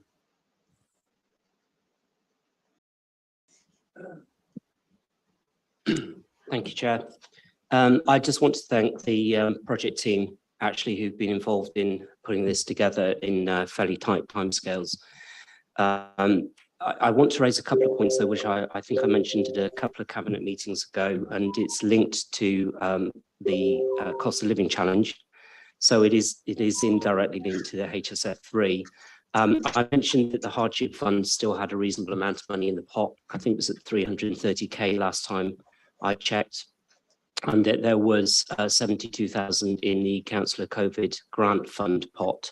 I am aware of at least one request that's been made to draw down from those, but it seems like that's very difficult to get a list of which councillors have not allocated their funds. I don't think it should be secret by any means. My interest is simply that there's a large amount of money in both those pots potentially that could be reutilised and redirected for the cost of living issues. On this report specifically, it's great to see that there is now fuel voucher opportunity for those people in rural communities that are reliant on oil. It's good to see that that is accessible and potentially now a benefit for them. I'd like to know when the briefing is going to take place for the voluntary sector that are involved in this process, because they're very keen to understand what the process is. I'm sure that councillors will be aware that those groups work very hard the last round of HSF2 out, and I know that some of those groups spent a lot of time and didn't really get any support financially from an administration point of view. So I think it's something we just need to bear in mind that we are asking quite a lot of them. A How's your couple of other quick points, if I finances may. affected? It will. Unfortunately, I wasn't Especially if it's aware like of the people. anti-poverty meeting this morning. This is Councillor how they're getting Bearsworth away with is it. unwell at the moment. Proposals. But I have spoken with Stuart and asked that I'm included that in the future to make sure that we do have representation. You're right. And look So forward also Ministry to of making sure that we Justice take and a broader company view can as a use an council. agent And from my made of conversation with Stuart earlier on, before I'm that letter comes encouraged through the way that we it's are going to worded. look wider around this issue. To A initially final warrant point, related allow but not directly, entry to a private plea, premises please. I know that there's work any going on at the reasonable moment time to grow the debt advice team. or times At using the moment, reasonable technically, force they only if cover South necessary, Northampton, they don't cover Daventry, and I was set Northampton. I up think by they have Northampton two and Police, a half which is a heads limited effectively. company. I That's why I believe got that set up proposal with is it in moving January forward. for all this to come But into could I fruition urge that is progressed as possibly. quickly as we can? I know it's not And if HSL3 entry directly, is but it is very due, much linked to the you're not a issues that tenant, it's you're there an to support, individual. and There's a way they for and councils non-residents need more resource on the ground to help. in the Thank you. private dwelling, by the way. Thank you, Jonathan. The Thank you very much indeed. National Wendy, Housing do Company, you want to comment? companies, by the way, will have to give 28 days to pay a fee to this. We've got to find out where the regulator is for the emergency works and Thank you, any other Chair. costs related. I think we're all very worried That's why about the they situation blocked so many people are my facing at the counterclaim moment. for the gas services because they knew all this is going to happen. It's taken a huge amount of time and effort from a lot of these voluntary organisations to, distribute these funds. I've spoken to quite a few of them, and they're up at all hours of the morning trying to put everything down that they need to and fill out all these drafts and forms. Going to go this and it's detracted them from their main role. Would they do it again? Yes, they would, because they know that these people are in desperate need and they won't get this help otherwise. No time to got concerns last time of pensioners having to find a post office. It just seems cruel. And we've got to ensure that people don't go hungry. And how are we ensuring that, that people aren't going hungry? Women with babies, I think, were one group that were being missed off, as were, many of the young people. It does say on 6.5 that several voluntary organisations with the food support sector will be provided with funds proactively. I don't know how many organisations that is involved. Agents to give individuals that's good to see, but information it would be nice if accommodation anybody, all these organisations, if they had a little bit of money that they could recruit somebody, to help them if they're struggling.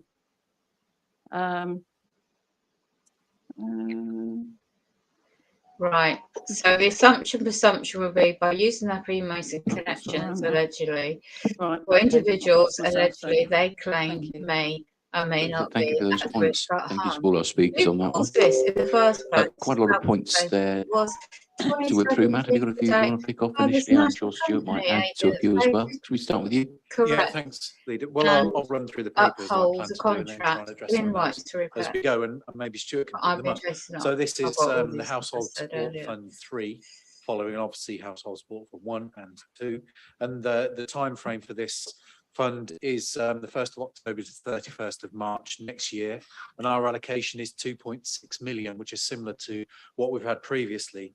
There's usually the housing criteria that comes with this, and this isn't in London, any different, albeit the criteria is slightly different, and it talks about reaching residents that are in work and receiving a low wage. So each time the criteria does change slightly. I think the first 2 rounds we've done as good a job as we possibly could have done in terms of getting that money out to the different groups in line with the criteria set by the DWP, acknowledging the points that this money probably isn't enough to deal with everybody that's out there that's facing hardship at the moment, but we've got to do our best with what we've got to do, and this next round is no different.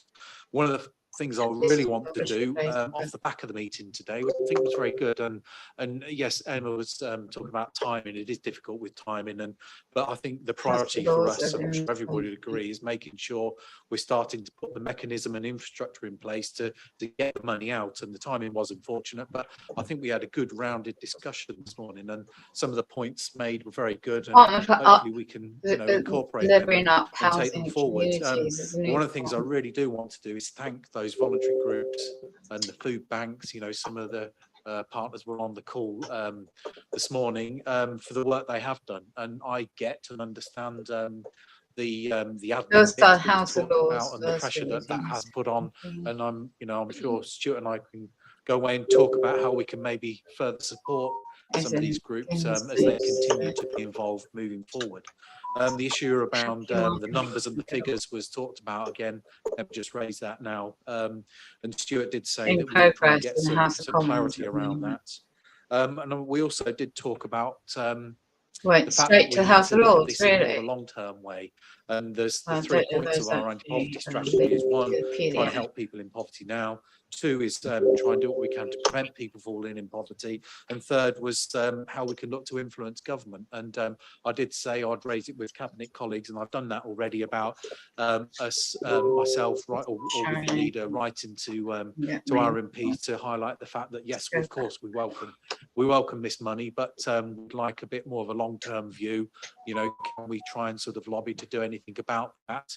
And also the points that were made this morning around benefits as well. I heard and understand that whether there's a better way of you know, trying to support people, because it does feel that we get this criteria, we get the funds quite late in the day, especially when we're talking about things like school holidays, and you know, perhaps there is a better way of doing it. But you know, we're dealing with what we've got to deal with it now, and I think you know, off the back of the lessons that we've learned, and that is acknowledged in the consultation piece of the report, that application was drawn in 15th June. Voluntary sector groups and partners that have helped us support and administer this, we are learning as we go along, and we're doing the best job. Come back to the same page. So I'm happy, Chair. There are some other points. The public health team have been supporting this, and I'm sure as we move forward, they're going to be the permanent, you can't click on a link permanent people that will be dealing with this. Briefing with the voluntary sector, I'll have to check when that is through Stuart. The debt advice, you know, Jonathan, if you can get on the next call, there's a huge amount of actions off the back of the anti-poverty work. There's 100, and I think there's actually more than 100 now, and a part of that is how we're looking to advise people. Wendy mentioned about the demand on the voluntary sector, and hopefully I'll address that. The organisations, I don't. Right, you got a draft. The point around making pensioners go to the post office, I don't accept that point, and I did challenge whether we could have done that in a better way. But given the data and the issues at the time, that was the best way I think we could have dealt with how we needed to get that money through to pensioners previously. So I'm happy, Chair, that you know, to support the recommendations, with the caveat we did talk this morning about reviewing the spend at 31st of January, and including some sort of consultation or review with the anti-poverty working group and some of the members on there to incorporate that point in the last point of the recommendation. But I'm happy to accept the recommendations, recommend this to Cabinet. Thank you. Thank you, Matt. Stuart, you want to have some comments? Just a couple. I think Matt's quite comprehensively covered quite a lot of things. So firstly, just to reiterate that apology that we didn't have an opportunity preemptively to get this through with the anti-poverty oversight group. If I'm really honest, that was around the timelines attached to this, and in our haste to want to get the school meal vouchers out before half term, we've ended up kind of pushing this through. In relation to the administration costs across both the council and the voluntary sector, we envisage that that's going to be around 130,000, which is below the threshold that's described within the 2.6 million allocation.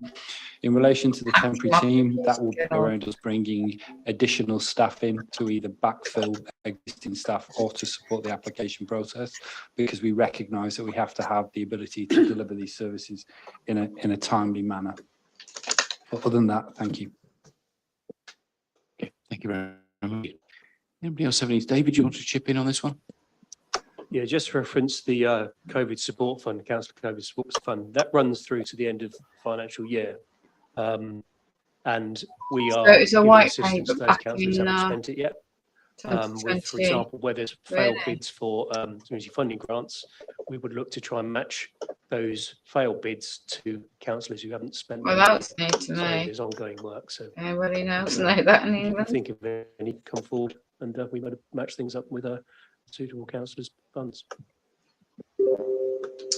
Okay, thank you. Anybody else? Anybody else to comment on this at all? No. Okay, thank you. As Matt pointed out, the recommendations are at section 3. Can I just ask you to confirm your agreement to the recommendations? Is that agreed? Agreed. Go on then, Emma. Just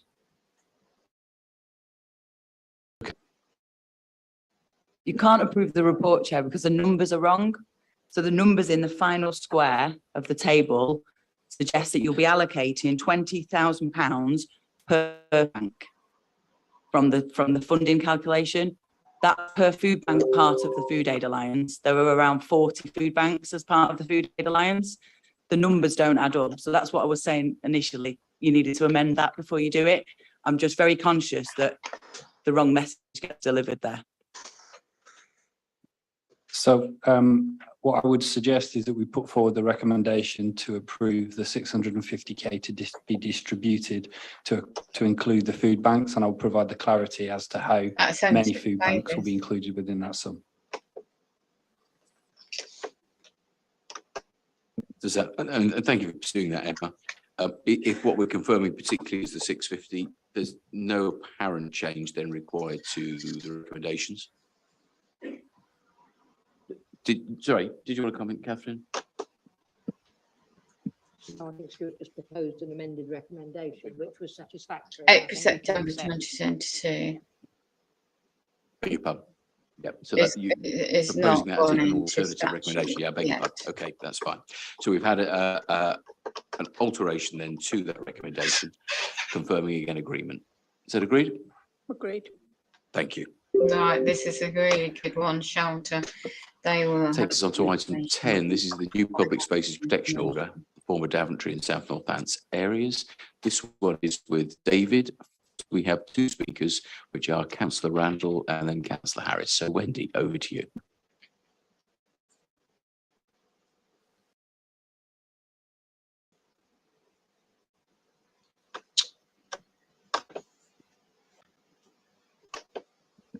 Yeah, thank you, Chair.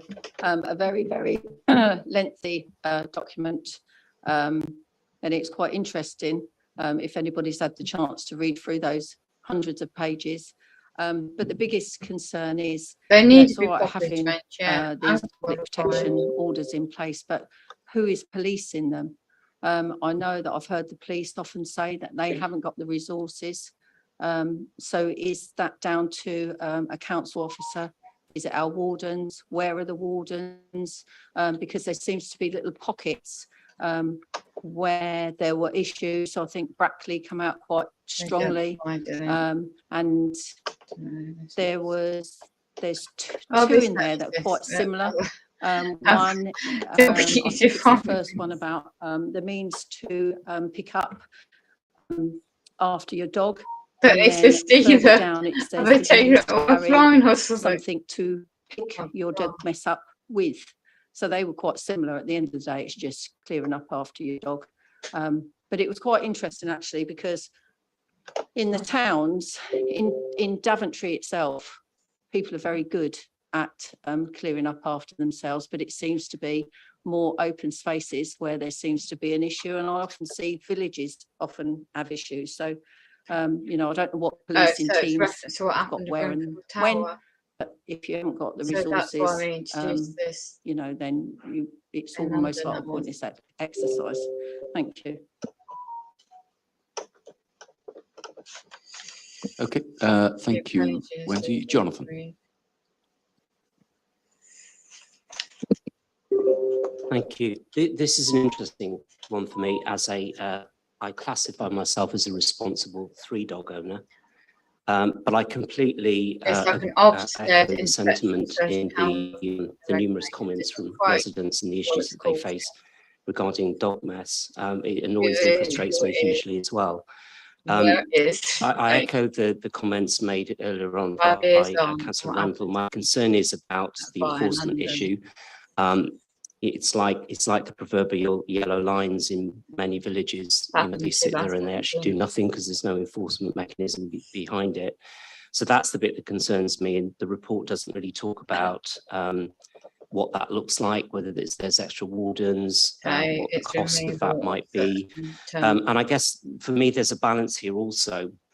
I think the report talks about a third of the population now are dog owners. They can de-register housing companies. It's a large group of people, and I think there is a risk also of getting balance maybe out of kilter a little bit. I think it's important that dog owners aren't stigmatised also. Actually, you know, it's for people who have dogs, they have them often for a reason. So I think although I agree with the sentiment, I think it's important that we recognise this problem and we do something about this problem. My concern is really about the whole issue of enforcement and what that looks like. And don't misinterpret that. There's no excuse for the issue. It's really just about making sure that it's a practical, balanced approach to dealing with it. Thank you. Thank you, Jonathan. David, over to you. Yeah, thank you for those the comments. I think it's fair to say this consultation has been amazing in the number of responses, and that in itself is enough evidence for us to start putting wardens that we actually have in Northampton now there, West Northamptonshire wardens. So there is some evidence or suggested evidence. So from an enforcement perspective, we can then push those wardens out into those areas. But the important thing tonight is for us to hopefully have Cabinet agree the PSPO. So I'll just go through a sort of an introduction on that. But there is the desire to catch people, and I'm amazed. I'm a dog owner. I think quite a few of the people in the room are dog owners. The amount of dog mess you see on occasion, you think, well, how did that appear? It seems to be fresh, but you never see the perpetrator. But you know, with this in place, at least we've got means through which to pursue. And if we have any pockets, for example, Wendy's identified, then or was it, Wendy? Then we need to look at that. It's not very nice. What I can say is, I remember as a kid, you're often standing with stuff, and many years later, I thought so. I thought that'd be get out of So the proposal is for the PSPO, Public Special Protection Order, is to deal with various issues relating to dog control and also smoking, which I was mentioned, in those parts of the district which were Daventry District and South Northants. And we also are looking at this form as part of the PSPO, which will come into force again with a renewal in Northampton next year. The report provides a huge amount of feedback. And I'm encouraged by the public consultation. You know, Fiona over there, she got no responses to her consultation, and we garner a huge amount of responses to this. So there's a huge amount there. It's worth keeping. So I hope everybody keeps it on the bookshelf at home to refer to on a regular basis. So looking for cabinet approval for the PSPOs. But I'd like also to point out that we are looking for further consultation around dog on pitches. There's been some concern. So we're doing another 3 months of consultation through to the end of the year. And then we will look to go to consultation on that. I've had a lot of representation to me, and I know Councillor Brown has as well. And that was actually one of the reasons this report was delayed in coming before us. So that's all from me. Thank you. Thank you, David. Adam, you were going to comment, eh? Thank you, Chairman. Yeah, I just wanted to comment briefly on recommendation B, which I'm grateful to officers to see, but included in the report tonight. I have been lobbied extensively by sports clubs in my ward for some protections for marked sports pitches, which are quite often fouled when they're out of use. And of course, the recommendations before us tonight only provide limited protections whilst they are in use, which of course is only the equivalent of 80 or 90 minutes every other week or so. And as an occasional rugby referee, many has been the time that I've been shouted at by a frustrated captain saying, "Sir, dog mess, sir," although they didn't use the word mess. No one wants to end up at the bottom of the ruck with dog feces on the pitch, and it is something that we need further information on. And I'm very glad that that officers have gone to such efforts that we've got 6 sports clubs and sports grounds recruited to provide some valuable evidence. And those are in Daventry, Brackley, Towcester, Northampton, Woodford and Budbrook itself. So we should be able to establish the scale of the problem and where we can take appropriate measures. Because of course we do know that in certain villages, the sports pitches also double up as the local park, so that there is that dual use in many areas. So it's not necessarily the most straightforward issue in the world, but it is worth looking at. And as I say, no one wants their young lad or their young girl to be playing football or rugby and to end up face down in the pile of something disgusting. Thank you, Adam. Yeah, and I think also this enforcement thing is interesting, isn't it? Most people do the right thing. So those that are normally responsible, hopefully this will encourage them to always be responsible. Those who have not tended to be responsible, maybe they'll start doing it too. It does mean if you're in a park or recreation ground in a village, you can say to somebody, "Look, I'm afraid the regulations are you shouldn't do that. Can I lend you one of my plastic bags?" You know, I think it encourages better behaviour, even if we can't be there to enforce all the time or watch all the time. We're going to comment on that, Dave, if you want. Yeah. Yeah, only in as much as we are going to have a targeted enforcement off the back of this, and signage and education, so comms. I can't believe that we need to actually remind people to clear up behind their dogs, but clearly we do. So that's something we will do. Thank you. If there's no further comments, don't think there are. Draw your attention to the recommendations which are at section 3. Can I just ask you to confirm your agreement to those recommendations? Is that agreed? Agreed. Thank you very much. That takes us to item 11. This one's with Malcolm. It's the procurement of election stationery. We have just one speaker actually, which is Councillor Wendy Randall. Wendy, over to you. You're happy not to comment? No? Okay. Malcolm, straight to you. Yeah, fine. Thank you, Chair. Well, I'm doing this on behalf of Mike Hallam, Councillor Hallam, as he's working abroad at the moment.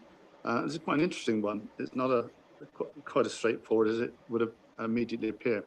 The current contract runs out at the end of April next year, and then we're looking to procure for a 4-year period.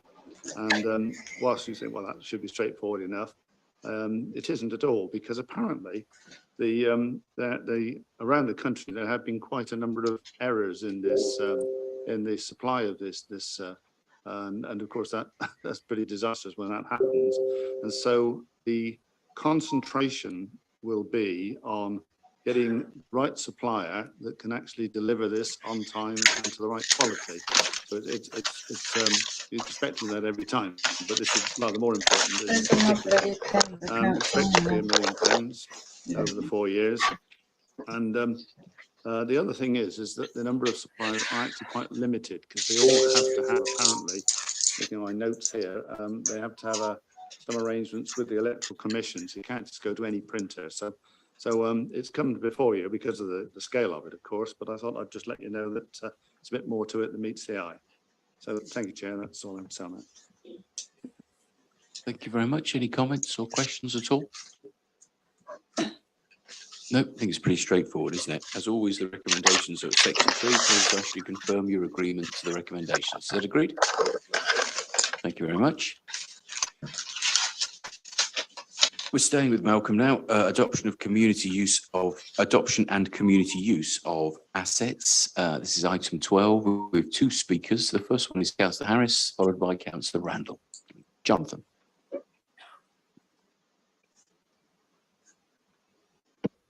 Thank you, Chair. Mine's a fairly straightforward one, actually. The paper talks about potentially encouraging parishes to adopt the policy or a similar policy. And it's really just wondering what sort of dialogue or conversations have taken place with parishes. If parishes are inheriting or taking on assets, obviously one of the concerns they have is probably going to be relating to precept issues. In some of my smaller parishes, their total precept is not a huge amount of money, and even replacement bins, for instance, could be a rather large percentage. So it's really, the question is about whether or not they've been engaged in the consultation process or not at this stage. Thank you.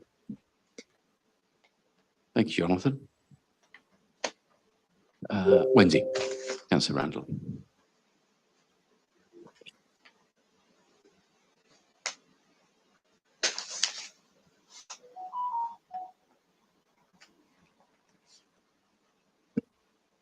Thank you, Chair. Yeah, mine echoes actually what Councillor Harris has said. Parish and town councils don't always feel they are consulted with, so that is a worry. So I wanted to know how we are involving those.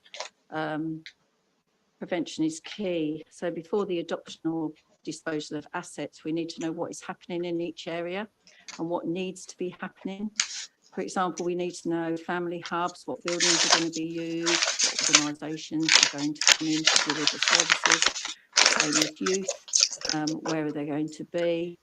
The voluntary sector is facing a crisis, got escalating costs, means many organisations cannot afford the essentials of offices and storage. We have many underused or unused buildings that we're already keeping warm, and then we're looking at security. How can we strengthen, those relationships? Yes, that's all really. It's look up the law societies and everybody together around the table, and just strengthening those really. Thank you, Chair. Okay, thank you, Wendy. Malcolm. Yeah, thanks, Wendy. Thanks, Jonathan. Well, it's quite interesting because was put to Cabinet to discuss it, and a very similar reaction was came from that. Right. What it actually says is this is effectively an answer, and if you read it closely, you'll see what it's looking for is to consult and take that consultation further.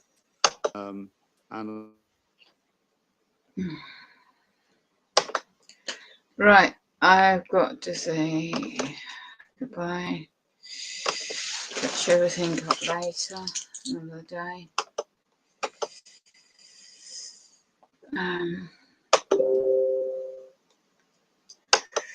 Hi, when PVP popped in, I've been distracted, unfortunately.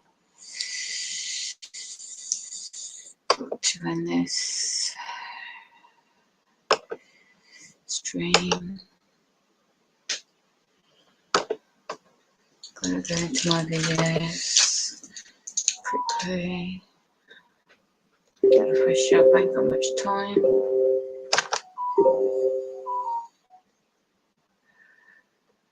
Something I've got to do. Good job, got something to eat. Oh my goodness me. Come on, stop monitoring everything. I bloody do. Goodness me, give me a break.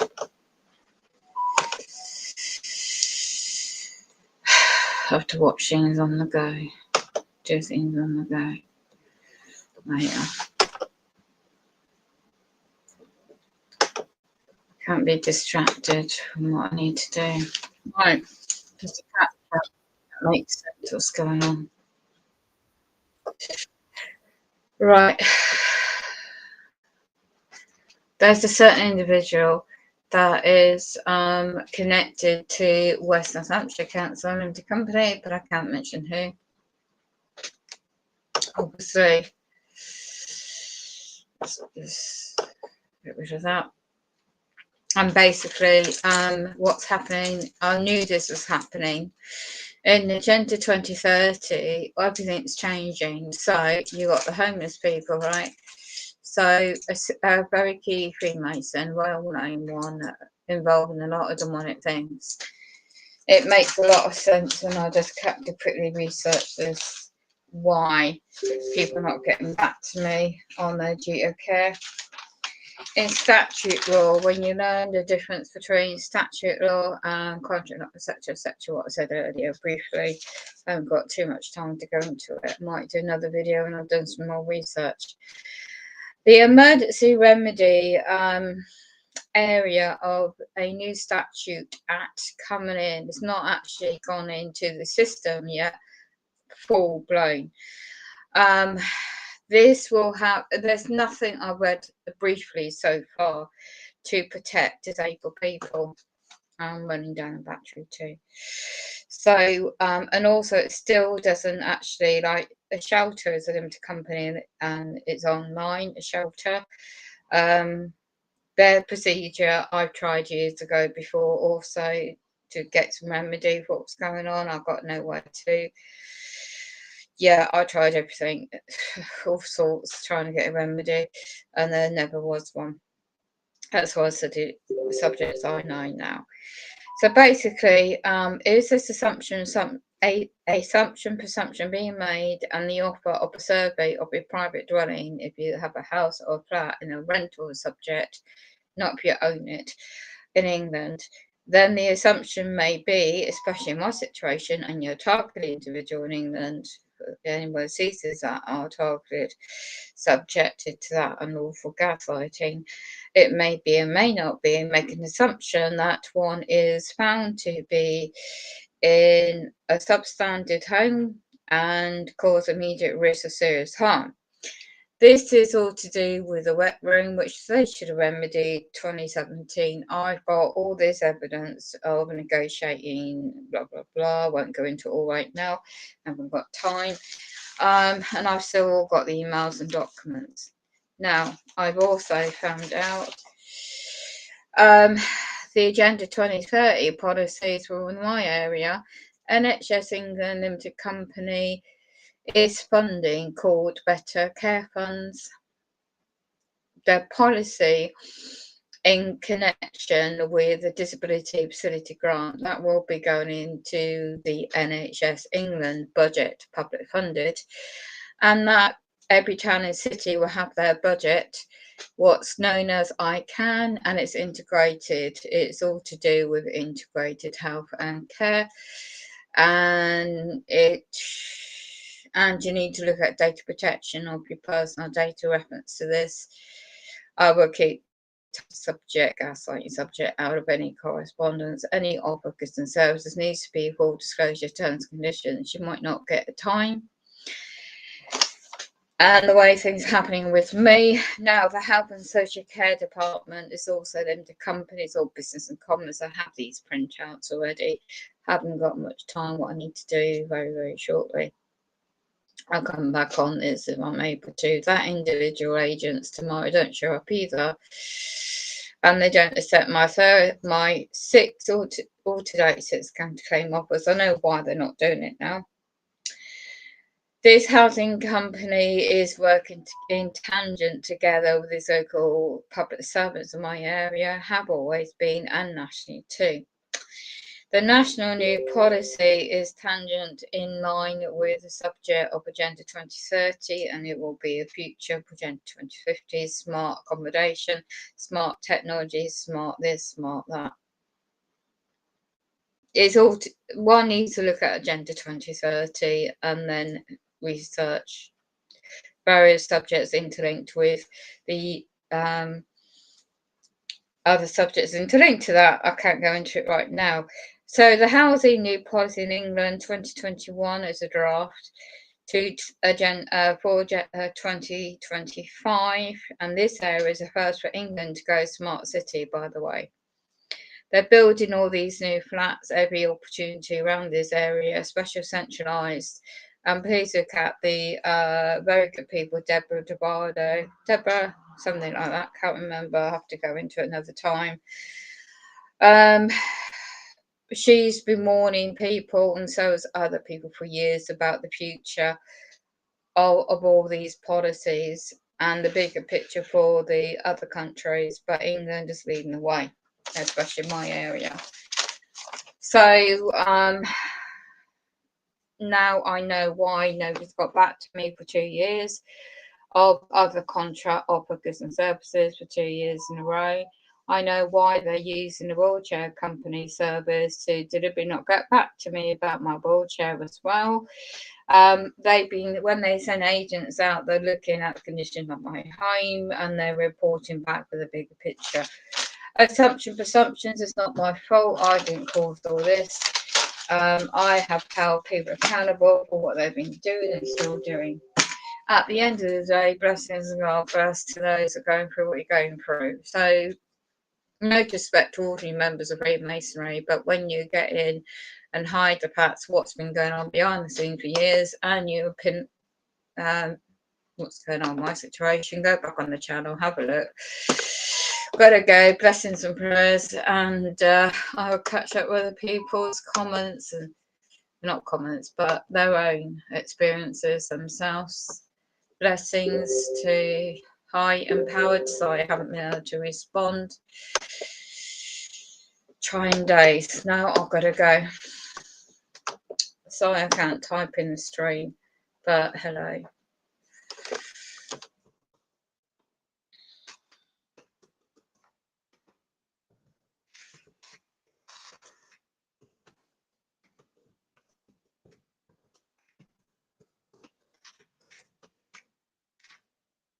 Maria, yeah, I'm not doing great. This is major problems here. How are you? I'm listening. You're a treasure of knowledge. Just found out that Sweden signed the A30 with the 2020 and 349 politicians present in the chamber during the sea treason. See, this is, sorry, I shall be back on later. I hope it don't happen. I've got to go and do something, which I've been messed about with all day today. How are you? It is happening worldwide. Please educate yourself.org. Please go, you know, I'm just saying people that are not aware. Yeah, just I'm really going for it. It's not great. I'm trying to keep spiritually strong, but they're draining me. Educateyourself.org is a very important website. If you focus on what you're personally going through and your own area, wherever you live, and then go on that website, that stream above, it's not mine, it's just what I found a long time ago. Go into the section called Bill Cooper and just start listening to, in my opinion, don't read a lot because there's a lot to take in. Just listen, whatever you're doing, just listen to the background. There are people on YouTube uploading his audio work from the 1990s. They did him away. I mean, this stuff happened to him, and they set him up in America. But yet his work has still been get out there. So, anyone that has a health issue, has disability, okay, please, absolutely, England is leading the way for the biotech. And why do you think the targeted program is here? They've been testing upon us unlawfully in the biotech, and all sorts of things are related to that. Past to date, here we are living the end of times now. Always have been. Be prepared for this month even more, because this is when the satanic ritual abuses, the Satanists like and do their demonic things. They do it always, but they just seem to choose this period of time to do it more. Right, I've got to breathe. I've got to try and chill out. And yes, Maria. Oh, do you know, you're a blessing. You're always a blessing when you pop in. You cheer me up when I'm having a bad day. Oh.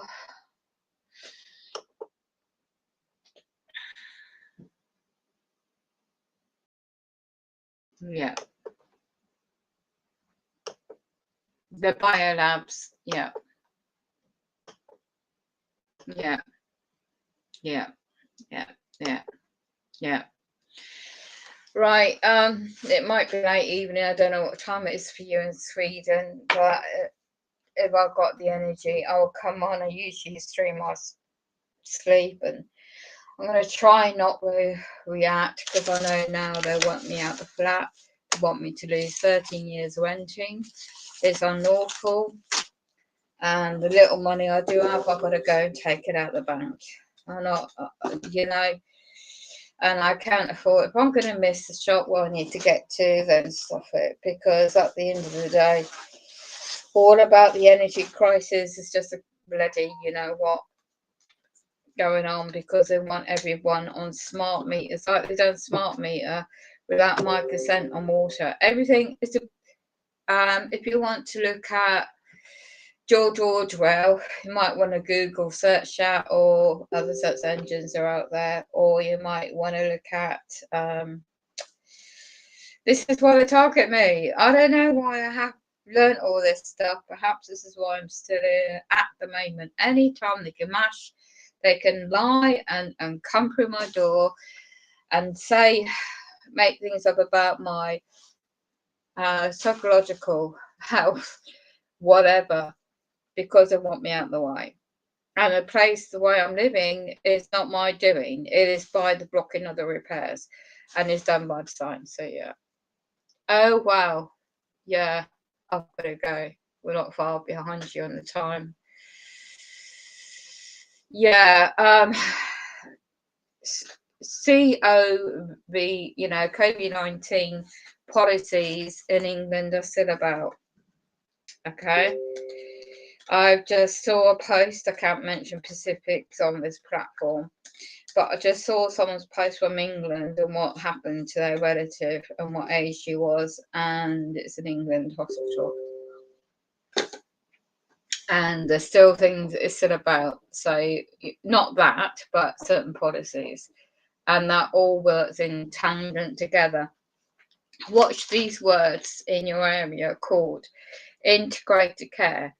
Anything sustainability, integrated care, you know, social stability, or all these buzzwords in documents or on public servants' websites. It's the global Agenda 2030, and it's more to do with the future Agenda 2050. But in England, I can only quote bits and bobs I know about from personal experiences, and yeah, having to use these documents. And sadly, it's you have to keep going. Right. Blessings to you, Maria. Getting scared. It is. 100%. And what with the control of the food supply, water, and everything else. Oh gosh. So what I'm about to do, I have to be careful.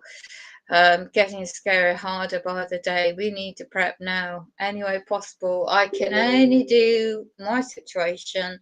It's what they're constantly doing to me, is having to constantly, I can't afford expensive ink. So what I'm about to do, if it's still open, is to get just one item. And this is where, again, in England, they constantly got bloody delivery postal strikes. My important affidavit and document rebuttal was posted on Monday about this subject of housing to protect my bloody interest, okay? And best I know, but they have demonic. That a lot of these people have been sold out, are going along with all this because they know personally, if they go against it, their personal lives or family or friends will be affected. So they are just looking at number one. There are good guardian angels, really good spiritual guardian angels out there.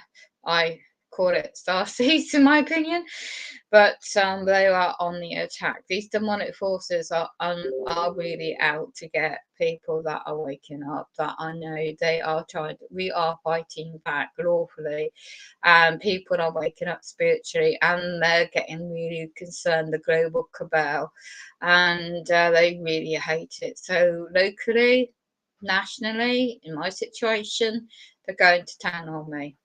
And if they're going to town on me, you can imagine what they're doing to other people that's not really knowledgeable yet. But any little bit of information you have, the better.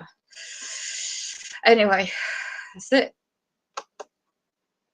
I know there's a connection, Strong Ones, SWE UK, the house owners, bankers, as well as Wallenberg.